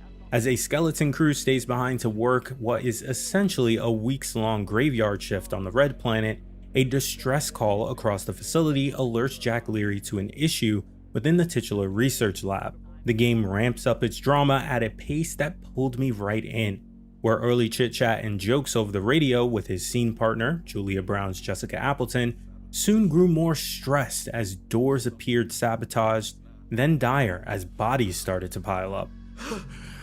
Jack? It's the guard, he's dead. What? Paced to unfold like a mini-series meant to be marathoned, the central question of what happened on Fort Solace is expertly hidden from full view for nearly the entire game. It's presented in a visual one-shot style without any loading screens, doling out the next day. That's refreshing. I think dangling thread at a pace that kept me both guessing and playing. I was impressed by how well it shielded the truth of the matter while simultaneously drip feeding a lot of details over time. It does this largely through video gamey methods, optional audio and video logs, as well as emails. Though that approach is far from novel, it feels justified in this universe where workers are recording messages to send back to their families on Earth, or cataloging some of the facility's recent dangers to cover their own liability concerns. This ample number of optional clues led me to carefully examine everything I could find. For example, not just the words in an email, but the date it was sent, who wrote it, and whether I'd already seen the other side of the conversation. I was trying to reveal the magician's prestige before they presented it to me. I never did figure it out any sooner than I was meant to, which kept me engaged and ultimately satisfied. This does seem like one of those games I might actually kind of enjoy, frankly. Like, it's a quick game, you'll get through it in an afternoon or an evening. That's not a bad thing. Yeah, clunky gameplay, but overall the characters and story what keeps it going. It was so enthralling, make something similar in the future. Yeah, if we were in 2015, this game would have suffered the same fate as The Order 1886, but I'm glad we left that kind of bland judgment behind in 2023 as more mature community. I'm definitely going to give this a chance at full price. Yeah, I think that there is something to be said for cinematic games that are focused on story. And, people say, oh, it's just an interactive movie. Yeah. Yeah. True. Why is that inherently bad? Like, I don't think it is inherently bad. I think there's a place for games like this in the industry, and I would like to support them.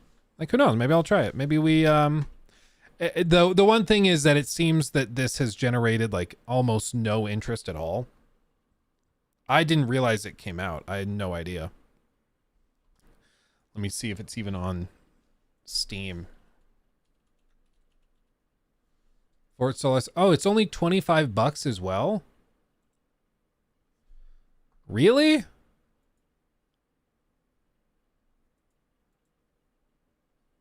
Dudes, it's only $25. Interesting.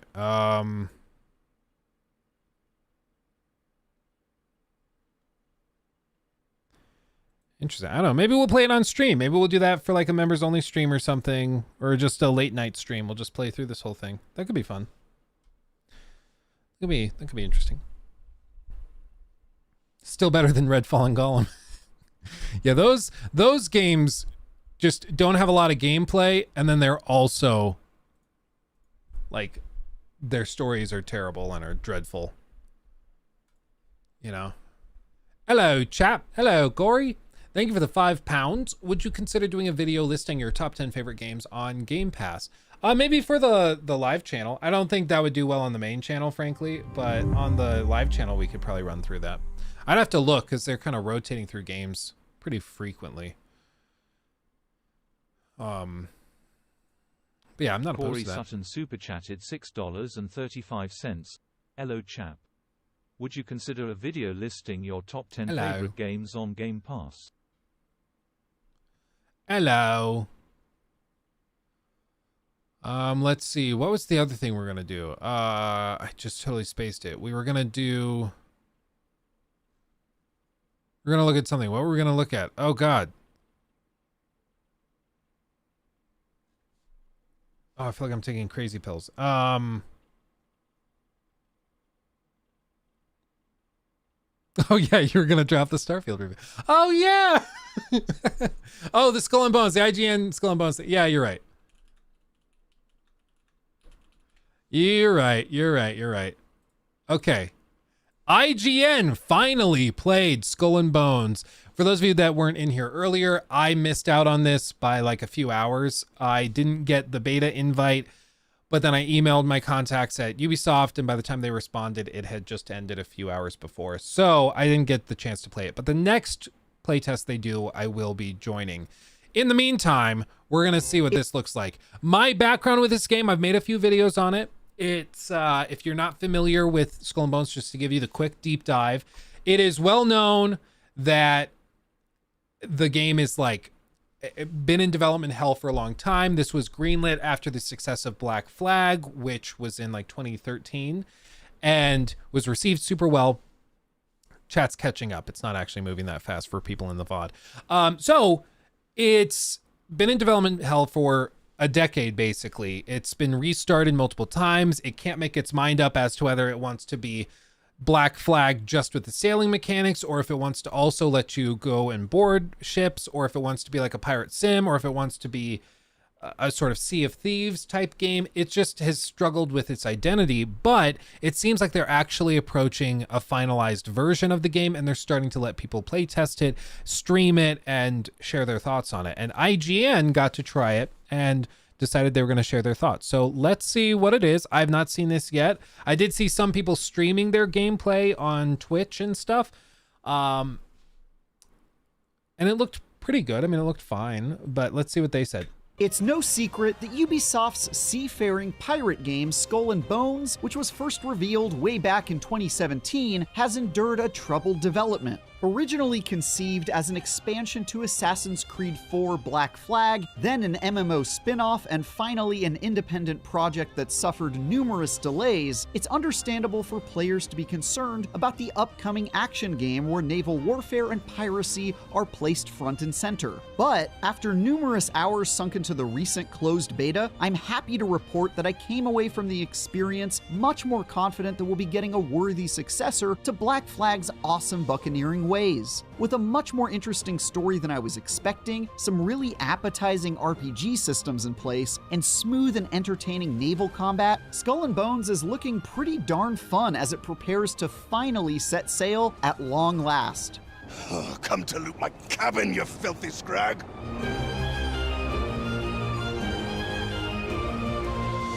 Okay.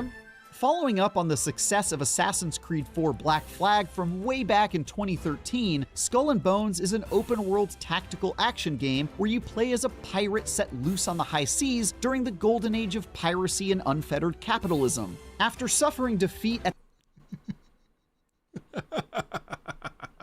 unfettered capitalism. It's a weird thing to just throw in.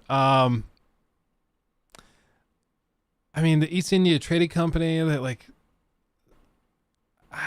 there's a whole lot of government intervention in all this. Like, it's kind of how the whole golden age of piracy started, was because of government intervention with privateers and things. So, I don't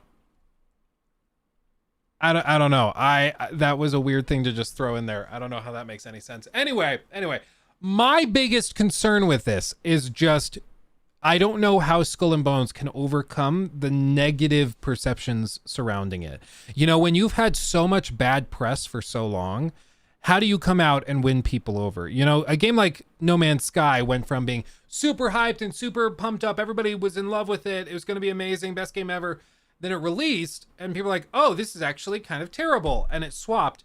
But the interest, name recognition, all of that, there were still some generally positive feelings because people were like, oh, but the vision, if they could deliver on the vision, it would be amazing, you know? With this, I don't think the hype has ever been there. It's always been at the bottom, trickling towards the bottom of the graph. So I don't know how they go from pretty much exclusively negative press of this game's in development hell, this game is never going to release, this game is being made by a studio that doesn't know what they're doing, blah, blah, blah. How they go from that to being like, oh, I'll try it. I'll give them my money. Because bear in mind, this game apparently is releasing at like $70. $70 is steep. I do think there's a market for this type of game, but I think the people that would play this are the people playing like Sea of Thieves. And Sea of Thieves is on Game Pass. And so for a lot of people, there's no added cost of like $70 to play it. So I think this is going to be a tough sell pretty much no matter what. At the hands of some water narcs and finding myself washed ashore, my journey of notoriety started from humble beginnings aboard a piece of glorified driftwood, all the way to a massive ship with enough cannons to fight off an army. The story placed me in the Indian Ocean, where I joined the crew of pirate legend John Spurlock and began running jobs in my pursuit of wealth and power. I'll admit that I expected very little from the story, but was pleasantly surprised by the memorable cast of characters and extensive dialogue in between action-packed stretches of robbery and oceanic misdeeds. This is potentially the one thing that could help Skull and Bones, though, is that expectations are so freaking low that if they can just come along and like deliver a semi-competent experience, people are going to be very pleasantly surprised. You know, expect nothing and be surprised when there's something. And in this case,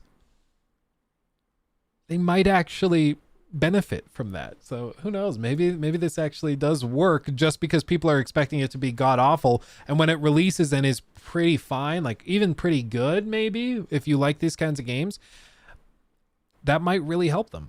Start taking matters into our own hands. Much more interesting, though, were the shockingly deep RPG progression systems, which included survival game elements that had me collecting raw materials to build my ships, and an extensive loadout system where I could customize every aspect of my vessel from function to cosmetics, including designating my very own lemur co-captain to the ship, which is obviously the most important part.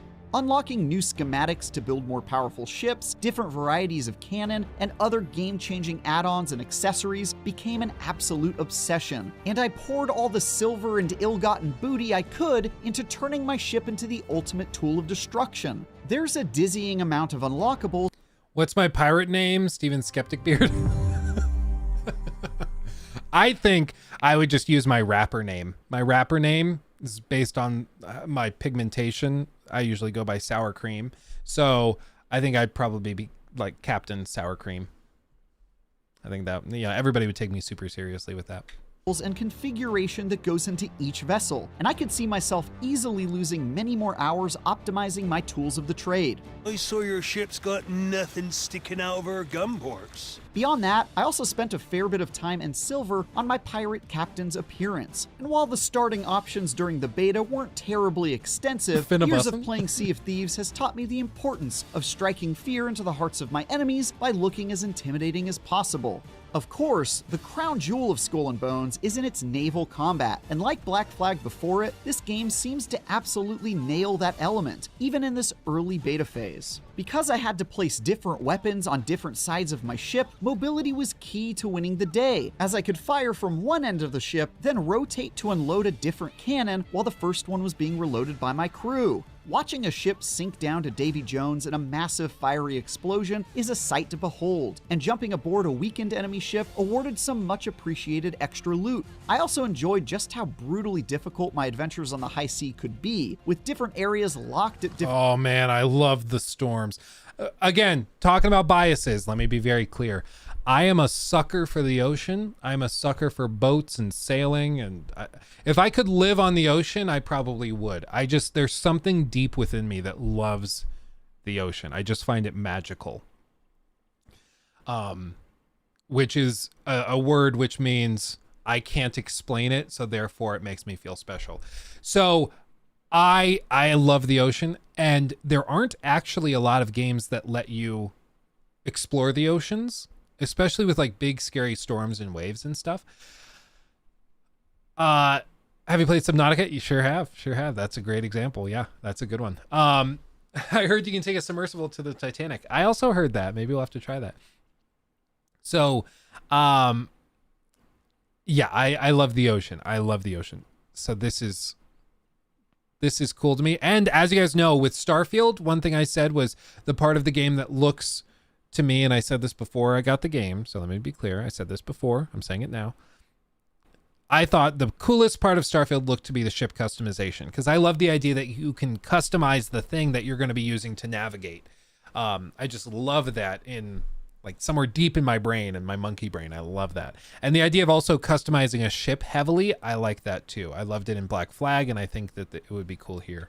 Different difficulties, meaning a voyage too far into uncharted waters could leave me pursued by a ship far beyond my capabilities, or stuck in a thunderstorm that could spell my imminent demise. This formula was especially exciting when played among friends, and having up to 2 of my most trusted despoilers join me in a bit of piracy made for some wonderful added chaos. My favorite activity was plundering, where my friends and I attacked a settlement from the coastline, then held off waves of increasingly challenging enemy ships as we accumulated loot. I'm not surprised that Skull and Bones seems like it's going to pull off ship-to-ship combat so well given its Black Flag origins, but I'm definitely surprised that it seems like it might actually blow it out of the water with interesting activities and a much-needed co-op component.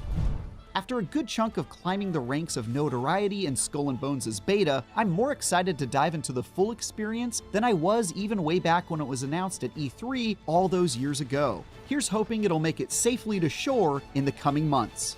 For more, check out our preview of Banisher's Ghosts of New Eden. Honestly, it's pretty positive all told. I mean, I'll give them credit. Like, it seems like they at least won over the IGN guys. I am open to it. Like, the big question for me, though, is just how do you make this thing worth $70? That, to me, is the toughest sell, frankly.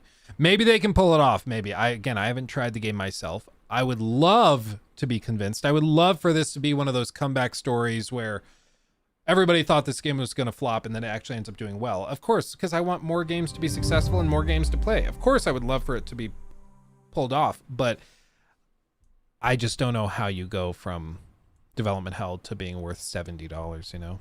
M&H Crush super chatted $10.37. How did you like that original Black Flag? Good luck in your quest to be a new homeowner. Cheers from NF Canada. Oh, thank you, my friend. The super chat definitely helps. Yeah, we should be signing an offer here, like, in just a little bit. I'm waiting for the DocuSign thing to come in. But, yeah, I would say, like, the original Black Flag, for its time especially, was phenomenal. I think it's right up there for 2013 with, like, Shadow of Mordor for the best games of that year. It's just really, really good. However, like, it's aged. It still has tons of trailing missions. It has tons of weird artifacts from the time like that in terms of its design. But so much of the game, I think, is just tremendous. So, I mean, and even now, a decade later, we're still regularly talking about it. We're still saying, oh man, I wish Ubisoft would go back and do that again. I wish they would do a Black Flag 2 or something, or a remake of it, which they happen to be doing.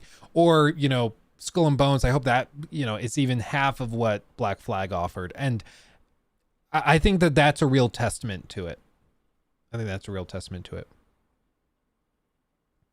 I cannot Last Dweller, but tomorrow, you better believe I'm going to have lots to say.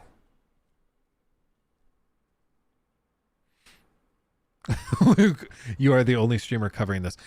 Yeah, most likely. Again, it brings me back to my broader point, which I don't know how you go from development hell to this. And this is the bigger problem right here. This person from IGN played the game, put out their honest thoughts, which were that they thought the game was actually pretty fun, and they're getting crapped on in the like to dislike ratio. There's people disliking this because they don't want it to be successful.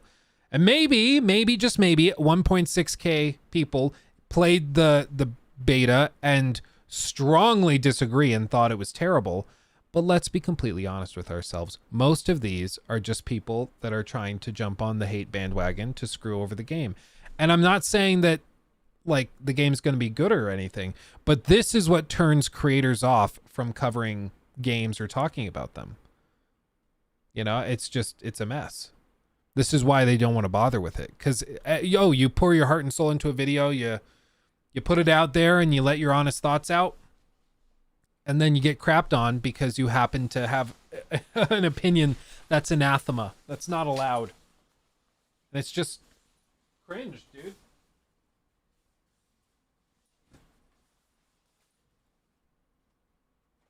Just cringe, my dudes.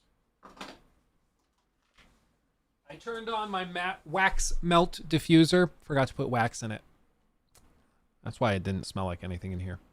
Where's the Assassin's Creed chair? It's in another room. This one is for, like, it's an actual, like, Herman Miller ergonomic chair. So it's for if you have a bad back or if you just care about posture and those little details. And it's been very, very good. It's been very, very good. So anyway, that's the whole thing with Skull and Bones. I hope it's good. I hope it's great. I hope they convince me and win me over. But we'll see.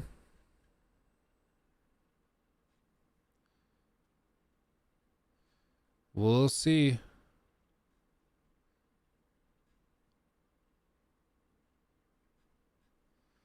Let's see. Oh yeah.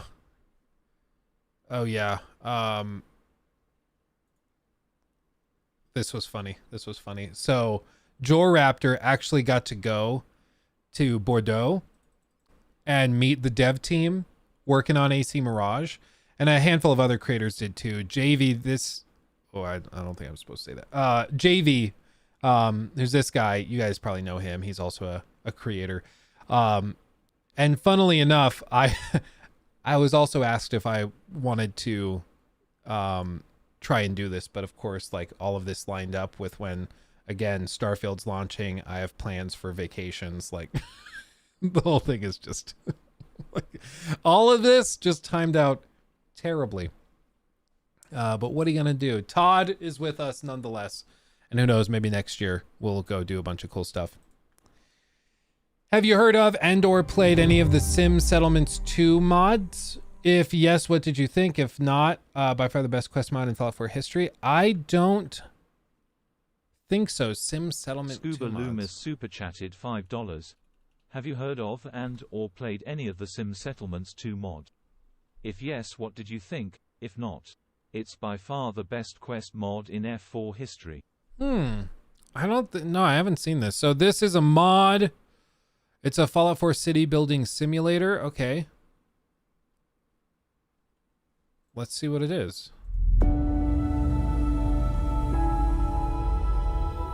The Commonwealth. It's seen better days. After the Great War, civilization never really did recover. People were afraid to reach out for something better. And honestly, who could blame them? Well, if no one is gonna do it, I guess I'll have to. But I can't do it alone. I'm gonna need a partner.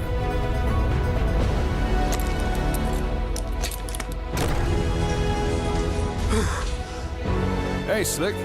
What took you so long?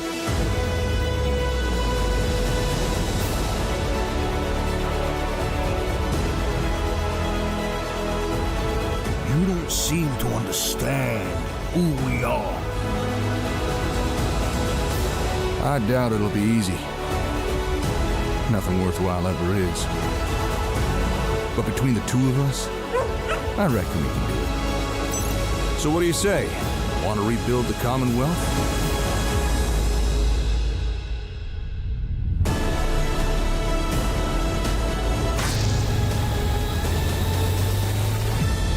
That's stupid high production value for a mod. You can call me Aiden. And without sounding too melodramatic, I hunt down gunners. Like, that's a mod, people. That's not official. That's a mod. That's ridiculous. Yeah, you can't convince me that this does not sound and look like an official DLC. Dude, this is like way better than most of the DLC we get from a lot of games, like for real. So, Last Stand, Commonwealth, play the trailer. Chapter 3 features, multiple endings, finish the saga. Okay, sequel to the acclaimed Fallout City building simulator comes with an epic story, settlement gameplay overhaul, and much more. Gunners have become a serious threat. Gather your allies and fight to free the Commonwealth from their tightening grip. And after their defeat at GNN, the Gunners have returned with reinforcements. You'll need an army to defend the Commonwealth and all that you've built. So, dude, like, they straight up turned it into, like... I mean, this probably adds, what, like 100 hours of gameplay? And it's just a mod. It's just a free mod. Are you kidding me? That's wild, dude. That's absolutely ridiculous. That's expansion side DLC. Yeah. This is what I honestly don't understand. I mean, if somebody out there is in game development and knows the answer to this, please tell me, because I honestly don't understand it. Why doesn't Bethesda just freaking hire these people and then charge $20 for this and offer it as a officially supported expansion on consoles as well? Why don't they just hire all these people or pay them out and be like, we'll buy the rights to all of this for like $1 million. You'll each get paid out 100 grand, however many people are working on this. We'll call it good. Like, why don't they do that? If you hire them, you stifle creativity. Maybe just, well, then in that case, just pay them out. Exactly. Like, pay them out. They're going to make a hell of a lot more than $1 million on this. I'll tell you what, if they're releasing this as official DLC, it's now probably too late because Fallout 4 is so old. But if they like were to do this earlier on, and especially if they created a culture where they're like, yeah, the best mods we're going to support financially, that's amazing. Why wouldn't they just do that? I mean, Epic kind of does, don't they? They pay out like servers and people that are making content on Fortnite. And I think, didn't Microsoft and Mojang also do it with Minecraft, where they paid out people on Minecraft servers and stuff? I don't know why they don't just do that. Sorry, ignorant question. Do you pay for mods? No. So how this one works, well, I guess you can pay for some, but like how this one works, so you go chapter 1. This is the DLC. How you would do it is you would download it manually, or you download it using another service. In this case with Nexus, it's a service called Vortex, and that automatically installs it into your game. It can update it automatically, all that stuff, which is super nice. Yeah, Vortex right there. So you download Vortex, it finds your game files, and then you log in, and then you click the download. It'll show Vortex has a button there because it'll tie your accounts. Then it'll download it, install it for you. Super easy. And you're good. Of course, they ask for like financial support and donations if you can. I think you are right. MEV, for legal reasons, they can't really sell it unless they want a banhammer. Exactly. So they're like, it's free, but if you want to support them financially, you can.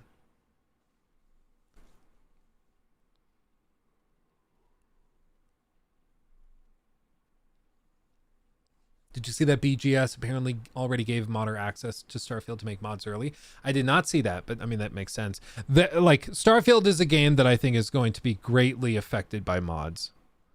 I think they've built it pretty clearly with the idea that modders will come in and fix a lot of stuff or will change a lot of stuff. Like, obviously, like the no rovers thing, that's going to be something people mod in like 20 minutes. It's going to be one of the first things. Whoever does it first is going to have the most popular mod on the entire platform.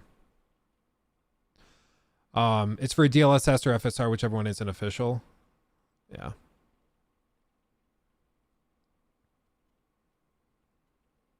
I think it's a little bit of ego. They can't handle when others do it better than them, like Obsidian. That whole thing was so weird, dude. I've watched, like, there was an interview with a bunch of the Bethesda guys. I think it was for Fallout 76.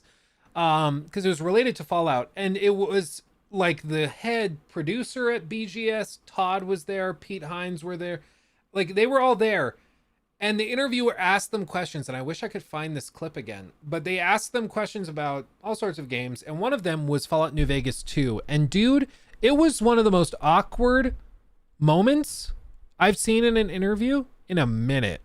It was like really, really awkward because they're sitting there around the table or on the couch or whatever it was. And again, Fallout New Vegas. I mean, the fans obviously love that. And that was done by Obsidian. And they're like, yeah, we love what they were able to do with it. They are a very great group of guys over there. Like it was like the older brother that's pissed that his younger brother is doing way better than he is. Like the older brother that dropped out of high school, that works at a gas station and is also addicted to gacha games, being asked what he thinks about his younger brother that went to Yale and is graduating magna cum laude and drives a Bentley. You know, like it's just so awkward, and they will never say it out loud, but you can tell the guys at BGS have very mixed feelings about New Vegas, the reaction to New Vegas with everything else. It's really weird. Logan Paul moment. Yeah. Yeah,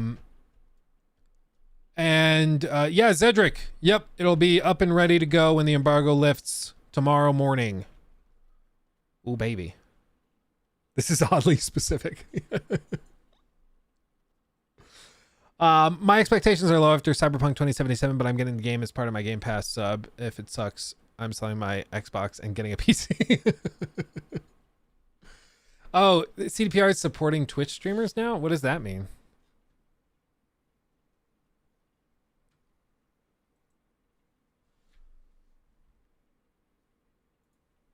What does that mean? Okay, CD Projekt Red and Twitch support a streamer. We're thrilled to announce that we're partnering with Twitch to host a support a streamer for the release of Cyberpunk 2077 Phantom Liberty. Twitch viewers will be rewarded with a unique weapon skin, the Yasha sniper rifle for gifting, Freudian slip there, for gifting subscriptions to participating streamers. Starting September 25th until October 21st, support your favorite eligible streamers and you can create the, okay, interesting. So they're doing Twitch drops for it. That's cool. It is one thing I do miss about the Twitch platform. Those Twitch drops were super cool. A lot of the platform stuff that they had was super cool. But it's kind of lame that Xbox is doing this early access shit. They're going to do it for all their games. It kind of taints the Game Pass Day 1 claim. I mean, it only makes sense, though. Like, let's be honest. It only makes sense. You already are subscribed to Game Pass. How do they get another little boost from the release of a big game? Early access. Like, we predicted this 6 months ago before they announced the early access for Starfield. I was like, yeah, they're going to do early access. Charge a little bit extra if you're a sub to Game Pass, and it only makes sense.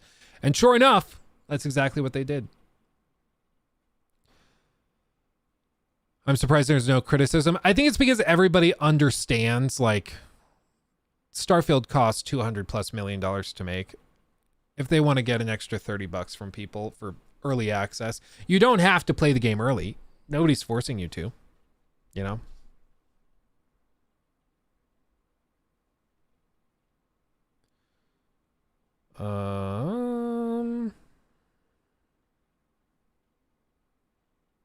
Okay.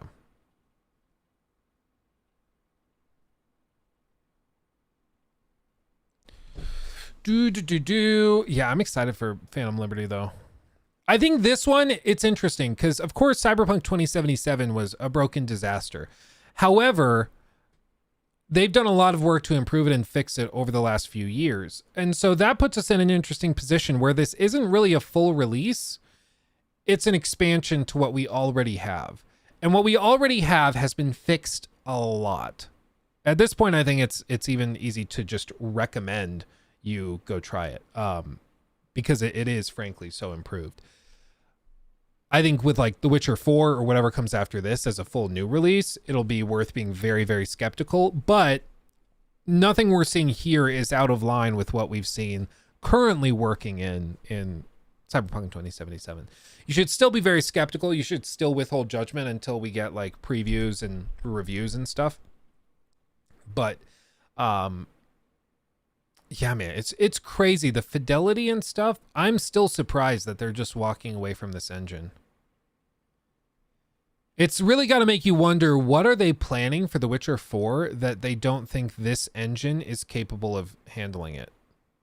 I know it's a mixed bag. It's probably a mixture of things like the reception of Cyberpunk 2077. It's a bunch of stuff. But what are they planning to do that they were like, yeah, this can't keep up? Because I think this already looks way better than probably most games releasing this year. You know? New Witcher will be on Unreal Engine 5. That's my understanding.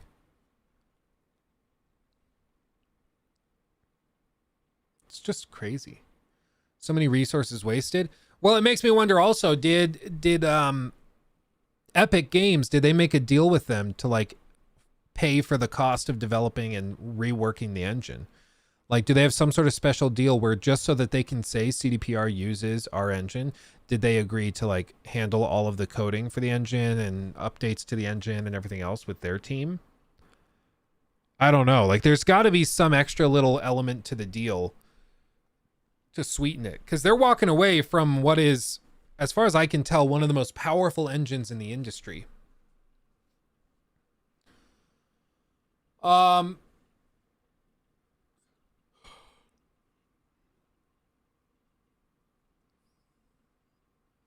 see. The problem is with the stability, it requires a lot of code for small stuff. Yeah.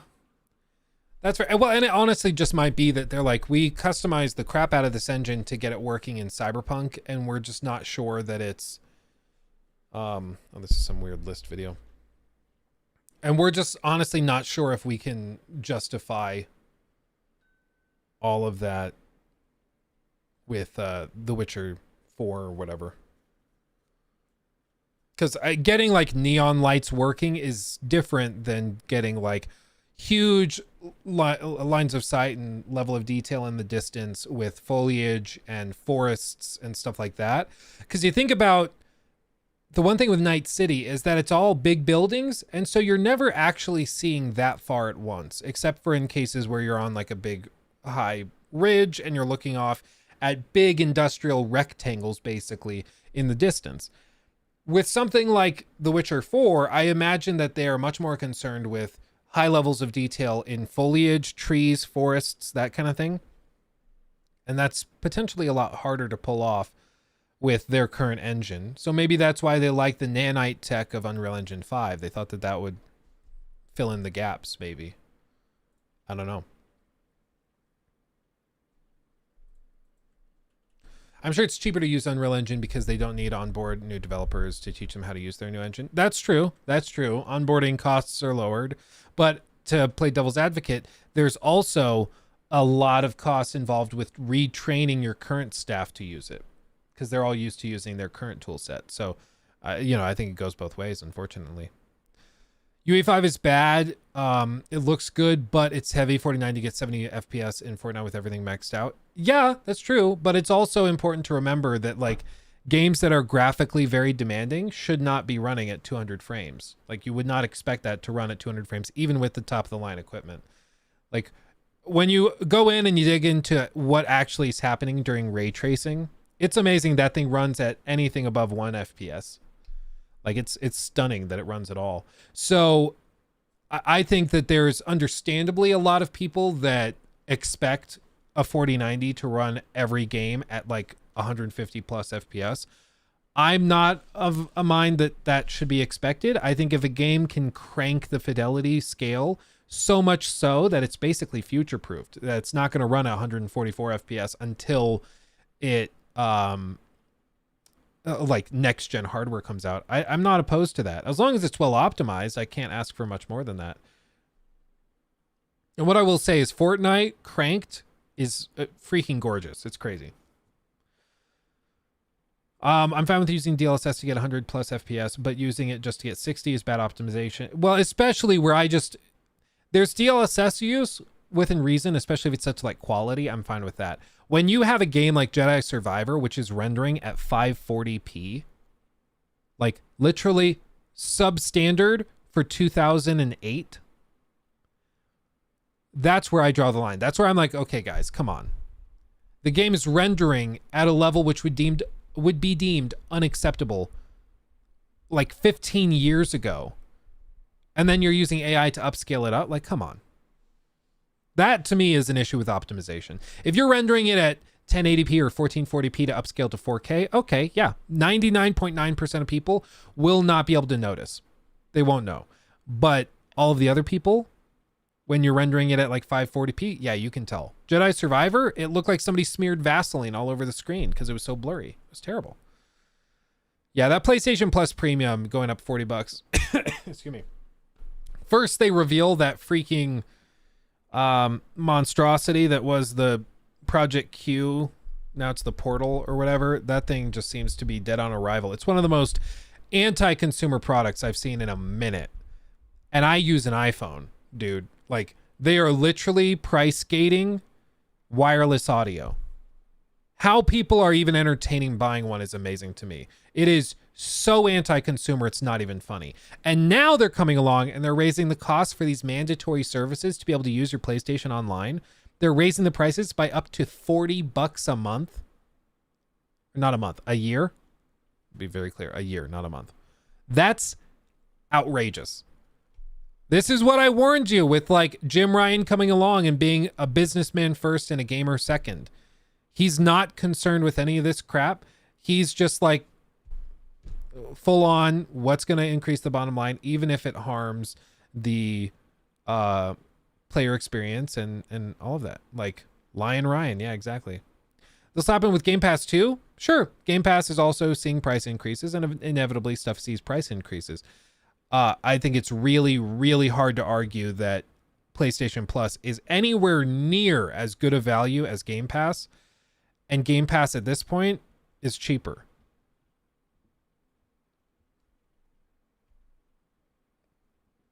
So I don't know, frankly, how you argue with a straight face that PlayStation Plus is is even comparable to Game Pass. A lot of them say it's not because it's not trying to be Game Pass, so it's not fair to compare the two. Okay, so if it's so different, why is it like more expensive at this point?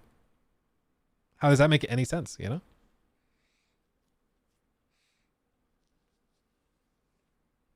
I'm not arguing that. I'm just saying they're all gonna F us in the end.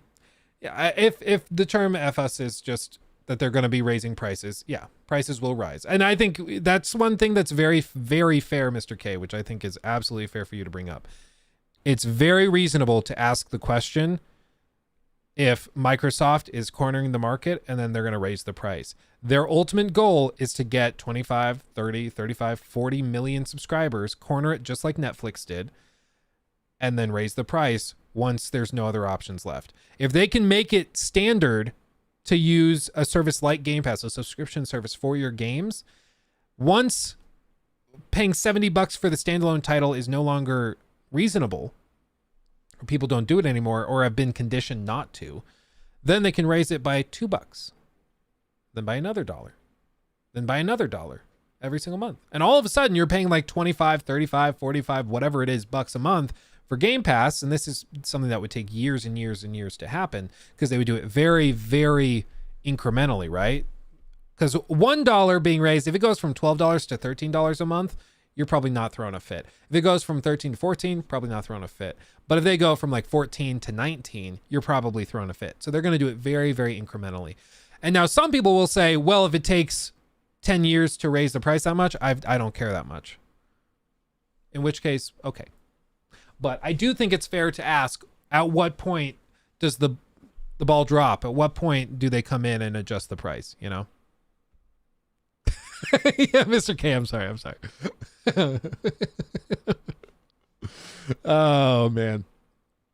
That's funny. This price change made me get the annual subscription before it goes up because I realized I was on a monthly subscription this whole time and I was getting stiffed real hard on that price. Yeah, for real. Way back in the day, Netflix used to be like $4.99 a month. Yeah, dude. Yeah. Now it's just climbing and climbing. Not only is Game Pass cheaper, it has better catalog and also reward system where you can make actual money for playing games. Well, and more than anything, it's just a better value for your money. Like the fact that you have to pay for any subscription to play online is kind of ridiculous in 2023. In 2010, I get it.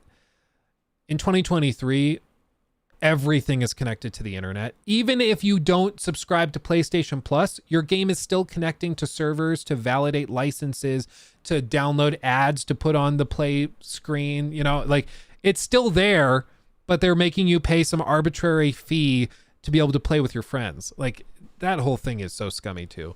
My fear is that as long as PlayStation fans allow all of this stuff to continue, it's just going to get more and more aggressive. Look at what happens with Apple.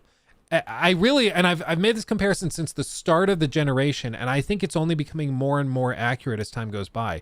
Sony really wants to be the Apple of the gaming industry. They want to be the premier option. They want people to get the DualSense, whatever, where is it? Did I lose it? I had it here somewhere. I don't know where it went. Oh, here. They want people to get the DualSense Edge and to use it and to just like casually be like on stream and then just be like, yeah, and I've been playing the game a lot and I've been doing this and this and this. And as they talk, just really show it off because this is a status symbol, you know? Just like having the newest iPhone is a status symbol, or having the latest pair of AirPod Maxes or whatever. Like I've seen people at the gym wearing the AirPod Maxes. Those things are not meant for working out. They're not. They just aren't. And plus the headrest is like a fabric material. You want it getting all sweaty? Or like, what's wrong with you? What's wrong with you? But people wear it at the gym because they want you to see that they can afford it. You know, that's the thing. So PlayStation really wants to be the Apple of the gaming space. And what comes along with that is price hikes, exclusivity, status incentives, and all of this ties together into this really nice bow where they get to charge more for products. And as long as they're visually striking and have an aura of exclusivity, they can get people to pay it because people want to pay for it for the status. Just like I'm sure you're going to see a lot of people buying the newest PlayStation, just the reworked one that has the detachable disc drive. You're going to see people buying that just so that they can show that they have it. It's weird. It's freaking weird. Gamers don't give a shoot about status. They care about quality. I think you would be very surprised at some of the numbers that back up the status phenomenon and exclusivity. Like what Apple's really good at, like they're very good at making technology, electronics, cameras for the phones, speakers. They're very good at software. They're good at all of that stuff, which is why they're like the most valuable company in the world. But what they are tremendous at, and that very, very few companies are also good at, and what really separates them, because all of these other companies, Samsung, amazing technology producer, like Microsoft, amazing software coders. What Apple has that none of them do is that they know how to sell you sophistication. They know how to sell you something that makes you feel like you're more successful. And if you don't feel that way, if you're like, I use an Android because it's just a better phone, that's, you know, you're not in this Apple cult that everybody jokes about, you know, but that Apple cult is a thing because it's effective. Like people will see me, like, depending on my Apple Watch that I have on, people will be like, they'll treat you differently. It's weird. It's freaking weird. When, we went to a store, just to keep it vague. We went to a store where they sell relatively expensive things. And they didn't take, we were there with some relatives. They didn't take these relatives very seriously because they were wearing like gym shorts, a blank t-shirt or graphic tee or something. And they were, you know, a little disheveled. They didn't really look put together, basically. It was just like, it was a Saturday, you know, so they weren't taking it too seriously, but they went in, then they were kind of ignored. None of the salespeople talked with them. None of them took them seriously. They just kind of ignored them. And I had actually been filming a video earlier that day. So I was kind of put together more than usual. Frankly, I had my hair done. I was wearing my Apple Watch Ultra with the metal like band and everything, and I was wearing like nicer clothes because again I was on camera earlier that day. And all of a sudden, like all the salespeople swarm me, and everybody's joking like, "Oh, Luke looks like money," and I'm like, "No, I'm worth less than that guy, than the family member over there, like a lot less. I just happen to be like cleaned up a little more, I guess." But because of that perception of status, people swarmed and they thought and just assumed that I was of a higher social class or something when I am not. I was like, do you know what I do for a living? I basically don't have a real job. So like it was really, really bizarre, but it was like straight out of that movie where Pretty Woman, is that it? They joke about it in The Office with Dwight, you know, like big mistake, huge. It was basically that, where like depending on how you look, they treat you way differently. And with a lot of this social status stuff, whether it be with PlayStation or Apple devices or whatever, people care about the status more than they care about the actual thing. Why do you think people go and they wear fake Gucci clothes, fake Versace belts? It's insane. Like they're paying for fake products that are made to look kind of like this other product. And then they try to flex them because they think it makes them look wealthy or successful or something. It's weird.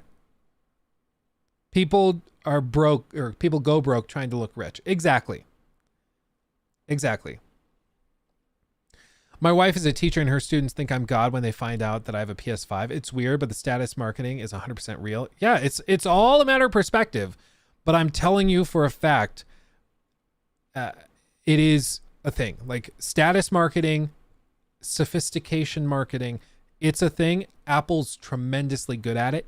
And I will bet you all a good amount of money that when that Apple Vision Pro VR headset launches, you're going to start to see people sitting in coffee shops with that on, just sitting there doing whatever weird hand gestures, because they want you to see that they are in that social class where they can afford it, even though they're probably not being that productive. It's the old joke about like people writing like scripts with their MacBooks. They're like, they could be just writing the script at home, but instead they go out into public, sitting at the coffee shop to type on their very nice MacBook computer because they want everybody to see that they have the MacBook computer, you know? Throw a muffin at them. Banana nut.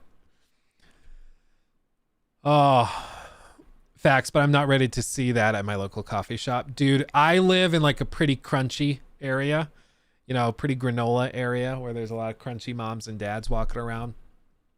And I'm ready for it. It's going to be everywhere. Mark my words. You're going to see it. It's going to be cringe. It's going to be weird. It's going to be stupid. And it's, man. Dude, even MacBook Air is so expensive now. Yeah, dude, it's all crunchy. Oh, so like, do you know the types of people that are like obsessed with eating nothing but granola? They only have the gluten-free oat milk yogurt, and then they also only have their soy-free half soy, half chai latte, half calf, you know, all that stuff. They're like super anal about weird health stuff. They're usually pretty rich and wealthy because that's the only way you could afford to eat like a bird. And they're just kind of insufferable in a lot of ways. Hipster types, really, at the end of the day. The whole community here is nothing but that. And so I'm prepared to see a lot of these VR headsets in public. I'm ready. Did your wife bring you one of those to extreme? Yeah, the half calf, half soy latte, half chai, half calf. Yeah. I was going to buy an iPad, but the feature creep and prices drove me to get a Pixel tablet. It's actually great for what I was going to use it for. I actually got this. I was swapping out my iPad for it because I had my iPad 2022. No, it was a 2020 iPad.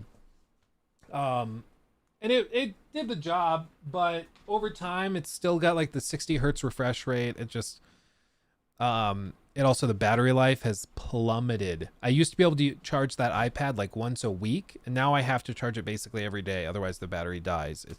It's just getting older, and it's just starting to show those signs of Apple wear and tear. But I got this, which is that new Samsung tablet. Also, do you like my 40K wallpaper? I got this tablet. This is the new Samsung one, the Galaxy Tab 9 Ultra, whatever. And it is outrageous. It's got like the full 120 hertz. It's stupid bright. The like multitasking thing is crazy. It gets ridiculously bright. This tablet is IP68 certified. You can take this in the shower. A tablet. And it comes with the stylus. Damien Like, Balday it's super not even chatted close. $10. I can think of no other place to get the level of depth, discernment and unassailably authoritative analysis about gaming than your channel. Aw. Thank you for your work. Thank you, my friend. That's very sweet, Damien. I appreciate you. And the $10. Thank you so much. That's wonderful.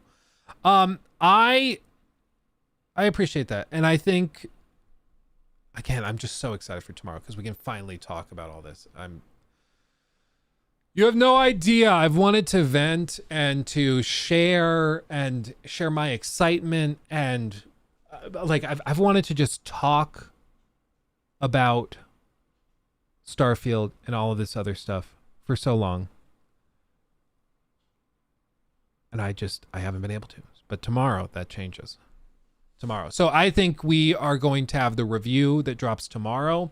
We'll have another video that drops Friday. And then we'll have another video that drops Monday. Like, it's just going to be a weekend of Starfield stuff. So buckle up. I'm waiting for the Starfield review from you, Luke. I can't say anything. Oh man. I've already made a couple of oopsies over the course of this stream where I'm like, I'll say something and then I'm like, I shouldn't have said that. So, but it's vague enough that it's all still speculation. Nobody has any idea what I'm talking about or referring to, but still. Yeah, now everybody's like, oh, it's looking good. Whereas 20 minutes ago in stream, everybody's like, oh, did you see what he said? That means he hates it. So I'm just like, oh man. That's funny. Sorry. Mom, I need to know. Yeah, man, I am ready to be able to talk about stuff openly, and it's been really frustrating to see a lot of these freaking like leaks and stuff online, and I want to be able to talk about it and break it down and just be like, guys, no, it's like this, or finally somebody said, like, I just want to be able to share all of it, but I can't. Like, what are you gonna do? Tomorrow. What time's the review dropping again? Tomorrow at 9 a.m. Pacific, I believe is what it ends up being. It's like 12 Eastern, 9 Pacific, I think. So. Luke, will we meet Mr. Starfield in the game? Yeah. Oh, you start the game? And I'm like, during my review, and guys, I hate to be the guy that tells you, you don't meet Starfield even once. They talk about it in all the marketing materials. The game's named after him, and you never meet Mr. Starfield a single time. It's false advertising.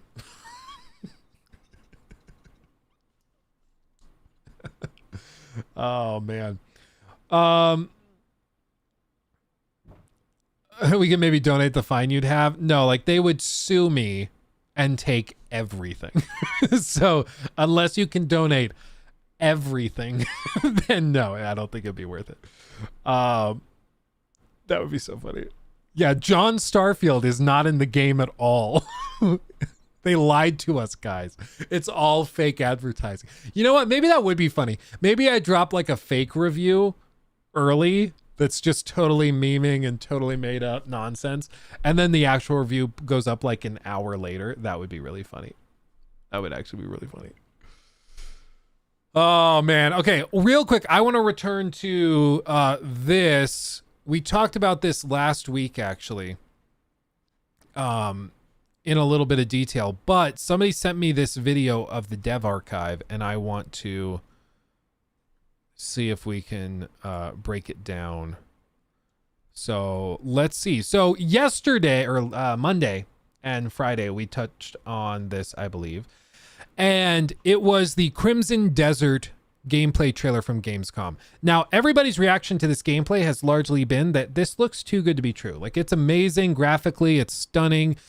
Gameplay wise, it seems to have features mixed in from everything from like Tears of the Kingdom to like it's got combat systems that are super meaty and robust, and it mixes in Red Dead Redemption 2, world exploration, combat from Ghost of Tsushima. Like, it has everything. This game is outrageous. So a lot of people are looking at it and saying it can't possibly be this good. Other people are saying it can. If you've played Black Desert Online or whatever it's called, you would know that it's possible. It's just taken a long time and it's been very expensive. So it's conflicting. I mean, look, you can carry sheep. What else would you want? But they also shared a dev diary that I want to check out and see kind of what background they might give us as to the production of this and get a little bit more information on it.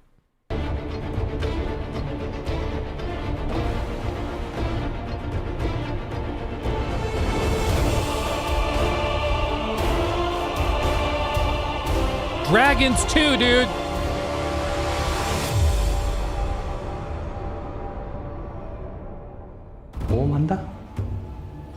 Going on an adventure. He's the executive producer. Okay. 거기서 활극을 한다. Real quick in chat, do you need me to read it out loud, what he's saying? Read out the captions. I know that can be freakishly annoying to some people. So what do you think? Need me, or can you read? I know some people are like listening. And no, I will not be doing any accents. I saw a video of Darkside Phil. I think he was playing Chrono Trigger, and he was trying to do voices for all the characters, but they all just sounded like him with occasionally a slightly offensive accent. It was funny and like really awkward. It was really awkward. Pull it? I can pull it. Okay, so I pull. Should Luke read it? Yes. Okay, there you go. Quickly answer the poll and we'll decide.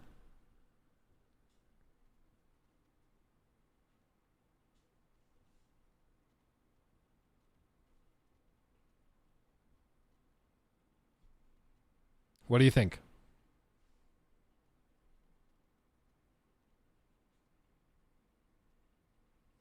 Smart, please, Daddy. Please, Daddy. Yes, Daddy.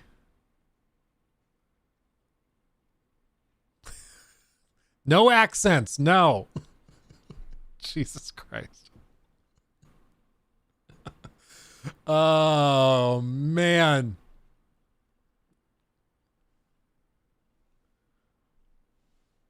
Okay.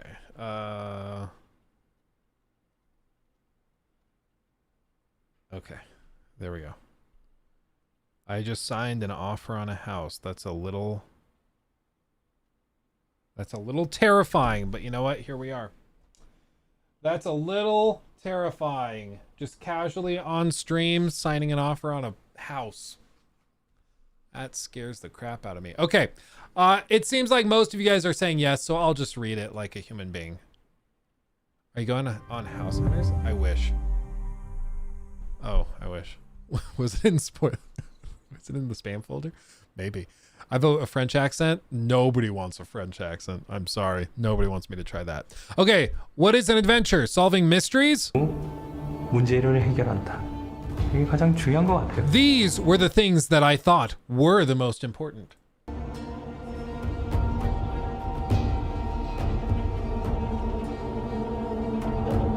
사막은 굉장히 다양한 기후대. Crimson Desert is set on a continent with regions of varying climates. What I'm already seeing in most of this gameplay, though, is that frame rate looks to be chugging a little bit. It is in development. It's not released yet, so I want to be fair, but it does seem that that is something it's struggling with. And bear in mind, this is the best footage. You always have to remember, whatever they show you in trailers is the best of the footage that they have. They're not going to show you the worst, most stuttery footage. They're going to show you the best stuff. So if the best stuff has stuttering a lot, the worst stuff is probably pretty bad. We saw that with Callisto Protocol, and I warned you guys can go back and check the tail of the tape. I saw like we were looking at it and there were tons of hitching moments. There were dropped frames all over the place in a bunch of the footage they shared leading up to the launch. And it turns out, yeah, it was shader compilation issues. They largely fixed them with a patch, but then they sent out the wrong patch, which is kind of terrifying and also really, really funny at the same time. So, it makes me worried that with this, we're going to see a similar fate where it's an amazing game, but just it struggles to run. 그 대륙으로 이루어져 있어요. 아주 추운 북부의 그런 그 서럼.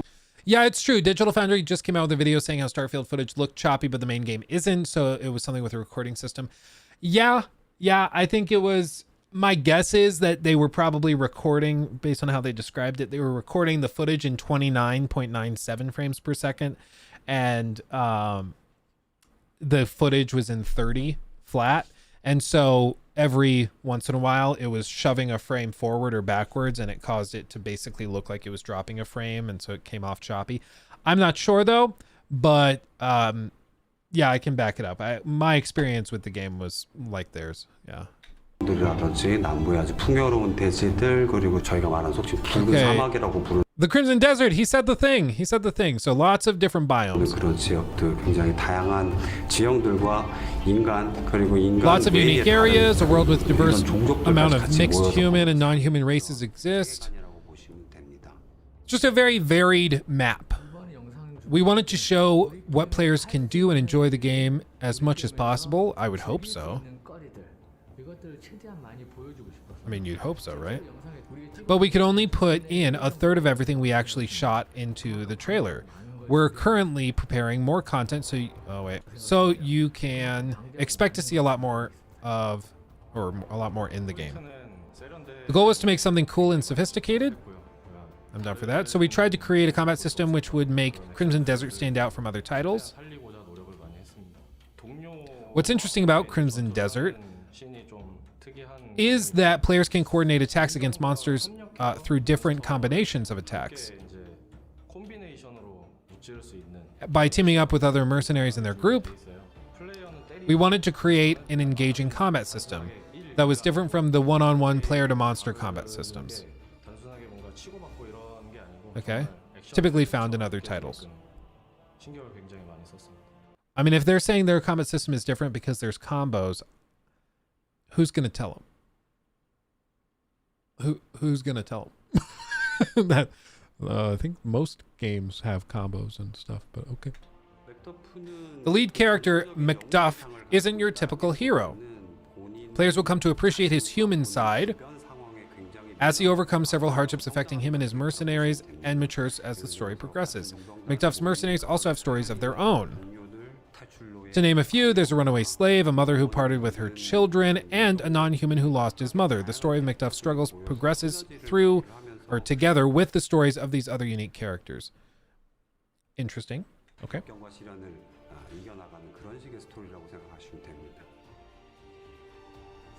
One of the most important things about Crimson Desert is that it offers players the chance to experience the game in their own way. Okay. Typical RPG stuff.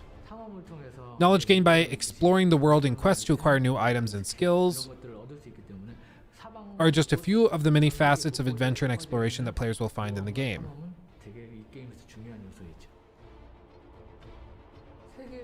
There will be much to gain by exploring. Oh my god, they talk so quickly.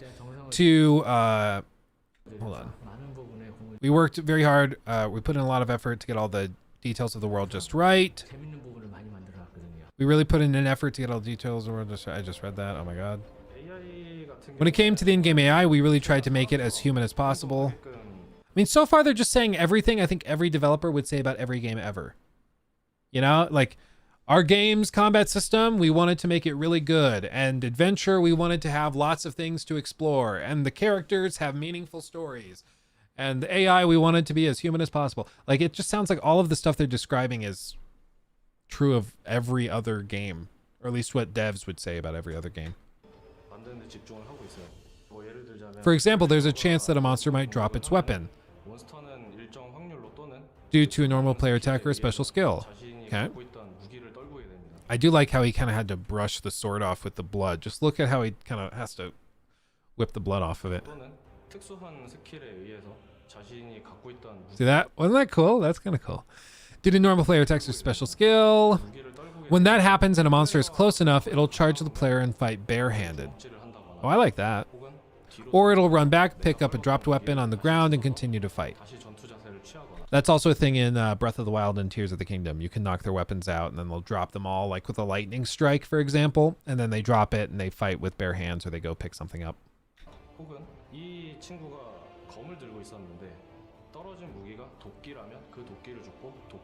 Okay. The goal was to create a unique fantasy setting for Crimson Desert. In doing so, we referenced and reinterpreted a number of myths and created unique race relations that have interesting checkered pasts of their own. All villagers going about their daily lives, and every NPC, event, and side quest in the game were created for a purpose. We really wanted to bring out the pain in our in-game combat system and produce the most visually stunning action sequences possible. You can be sure to look forward to all that and more in the game.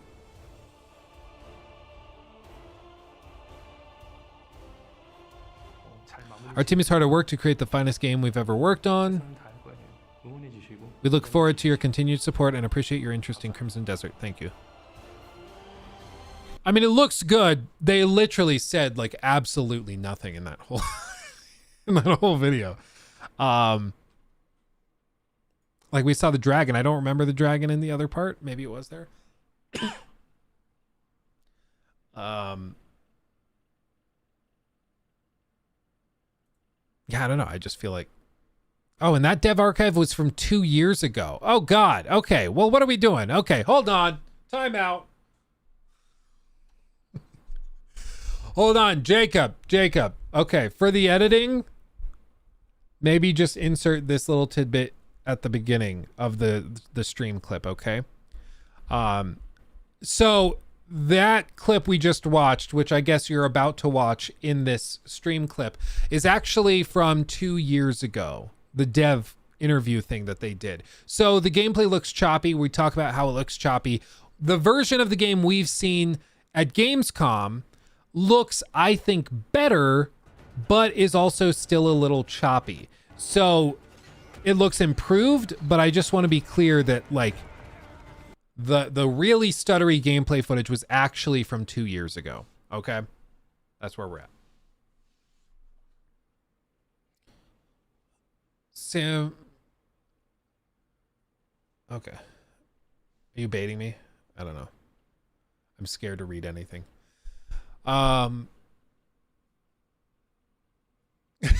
Chat, you don't have to specify that a Korean is South Korean. Trust me, you aren't seeing games from the North.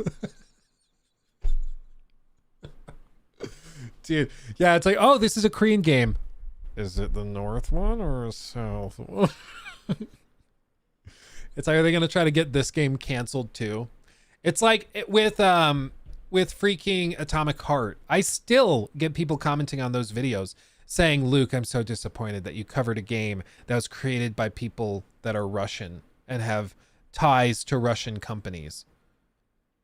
I was like, bro, this is some McCarthyite bullshit. Like, you're telling me that I can't cover a game because it's people that made it are in close proximity to other people that you don't like and that I don't like? What? Like, imagine being like, I'm not going to cover Crimson Desert because they're in very close proximity to Kim Jong-un. Like, can you imagine? Like, I'm not saying that they like North Korea as South Koreans, but I'm just saying that they live awful close to not like each other. Like, it would be so freaking dumb. But that's the level of critical thinking we're dealing with, I suppose.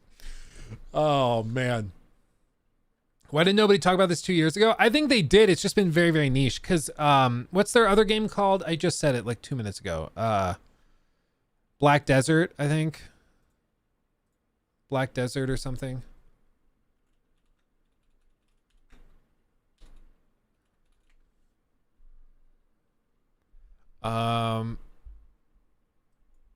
Black Desert. We've looked at Force Gaming stuff. Let's see what Force Gaming has to say about it. Because I've not dug into it. My buddy used to play a lot of Black Desert Online years ago, but I'm not really familiar with it, so I'm not sure what the game is like. Let's see what he has to say. Force Gaming's a really good creator. Recommend you check him out. He makes good stuff. Let's see. I actually started playing Black Desert Online all the way back in early 2016. This was during the beta testing for the Western release of that version of the game. And let me tell you, I played it a ton. I sunk like a few hundred hours in those first couple of months. Now, since then, it has been one of the many MMOs that I like to revisit. I can't even think about, like, I can't even fathom just being like, yeah, I dropped a few hundred hours into it. I think with 2 kids, I'm just like so overwhelmed the idea of dropping hundreds of hours into a game. That's like, for me, that's on the level of buying a house. Like for me, it's like I'm just as stressed thinking about how I'm going to put hundreds and hundreds of hours into a game as I am. Like, how am I going to pay for my mortgage? You know, like it's insane.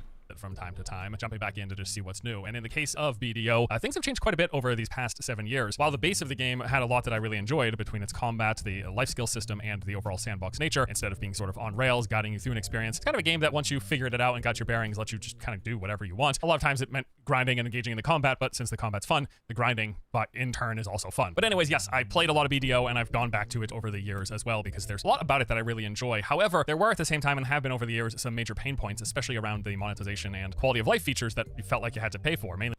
This is one thing I've heard many people bring up, is that it's monetized out the ass.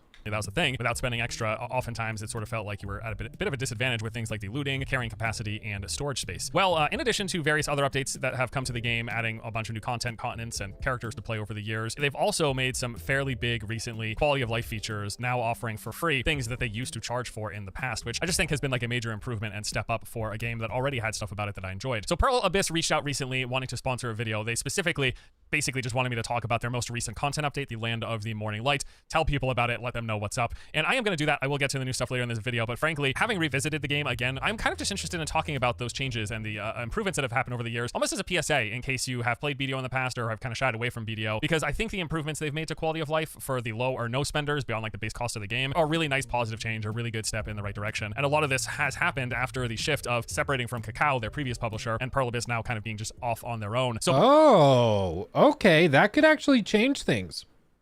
So apparently they used to have a publisher that was kind of aggressive, but they've separated from that publisher now.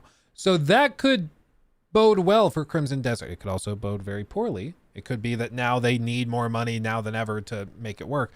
I also don't know, do they have a separate publisher for Crimson Desert? I don't think they do, but maybe they do. But that could be a good thing.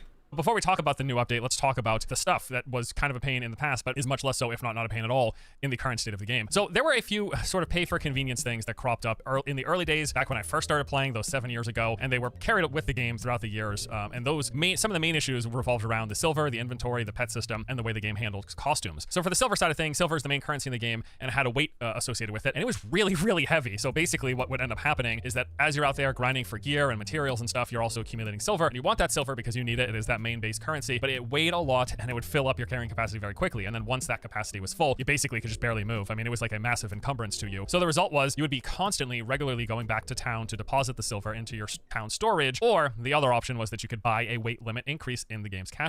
Oh, dude, imagine having to buy a weight limit increase, dude. That's so toxic.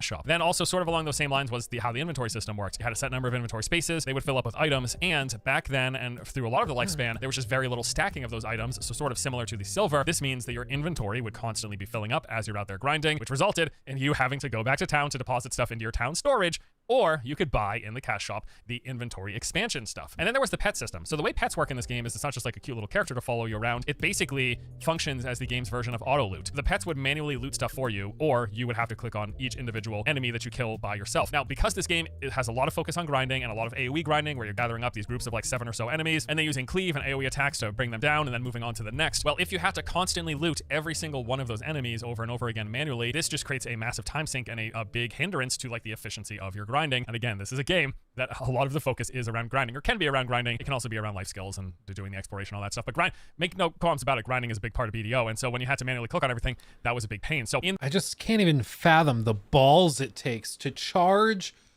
for a weight carry limit increase, dude.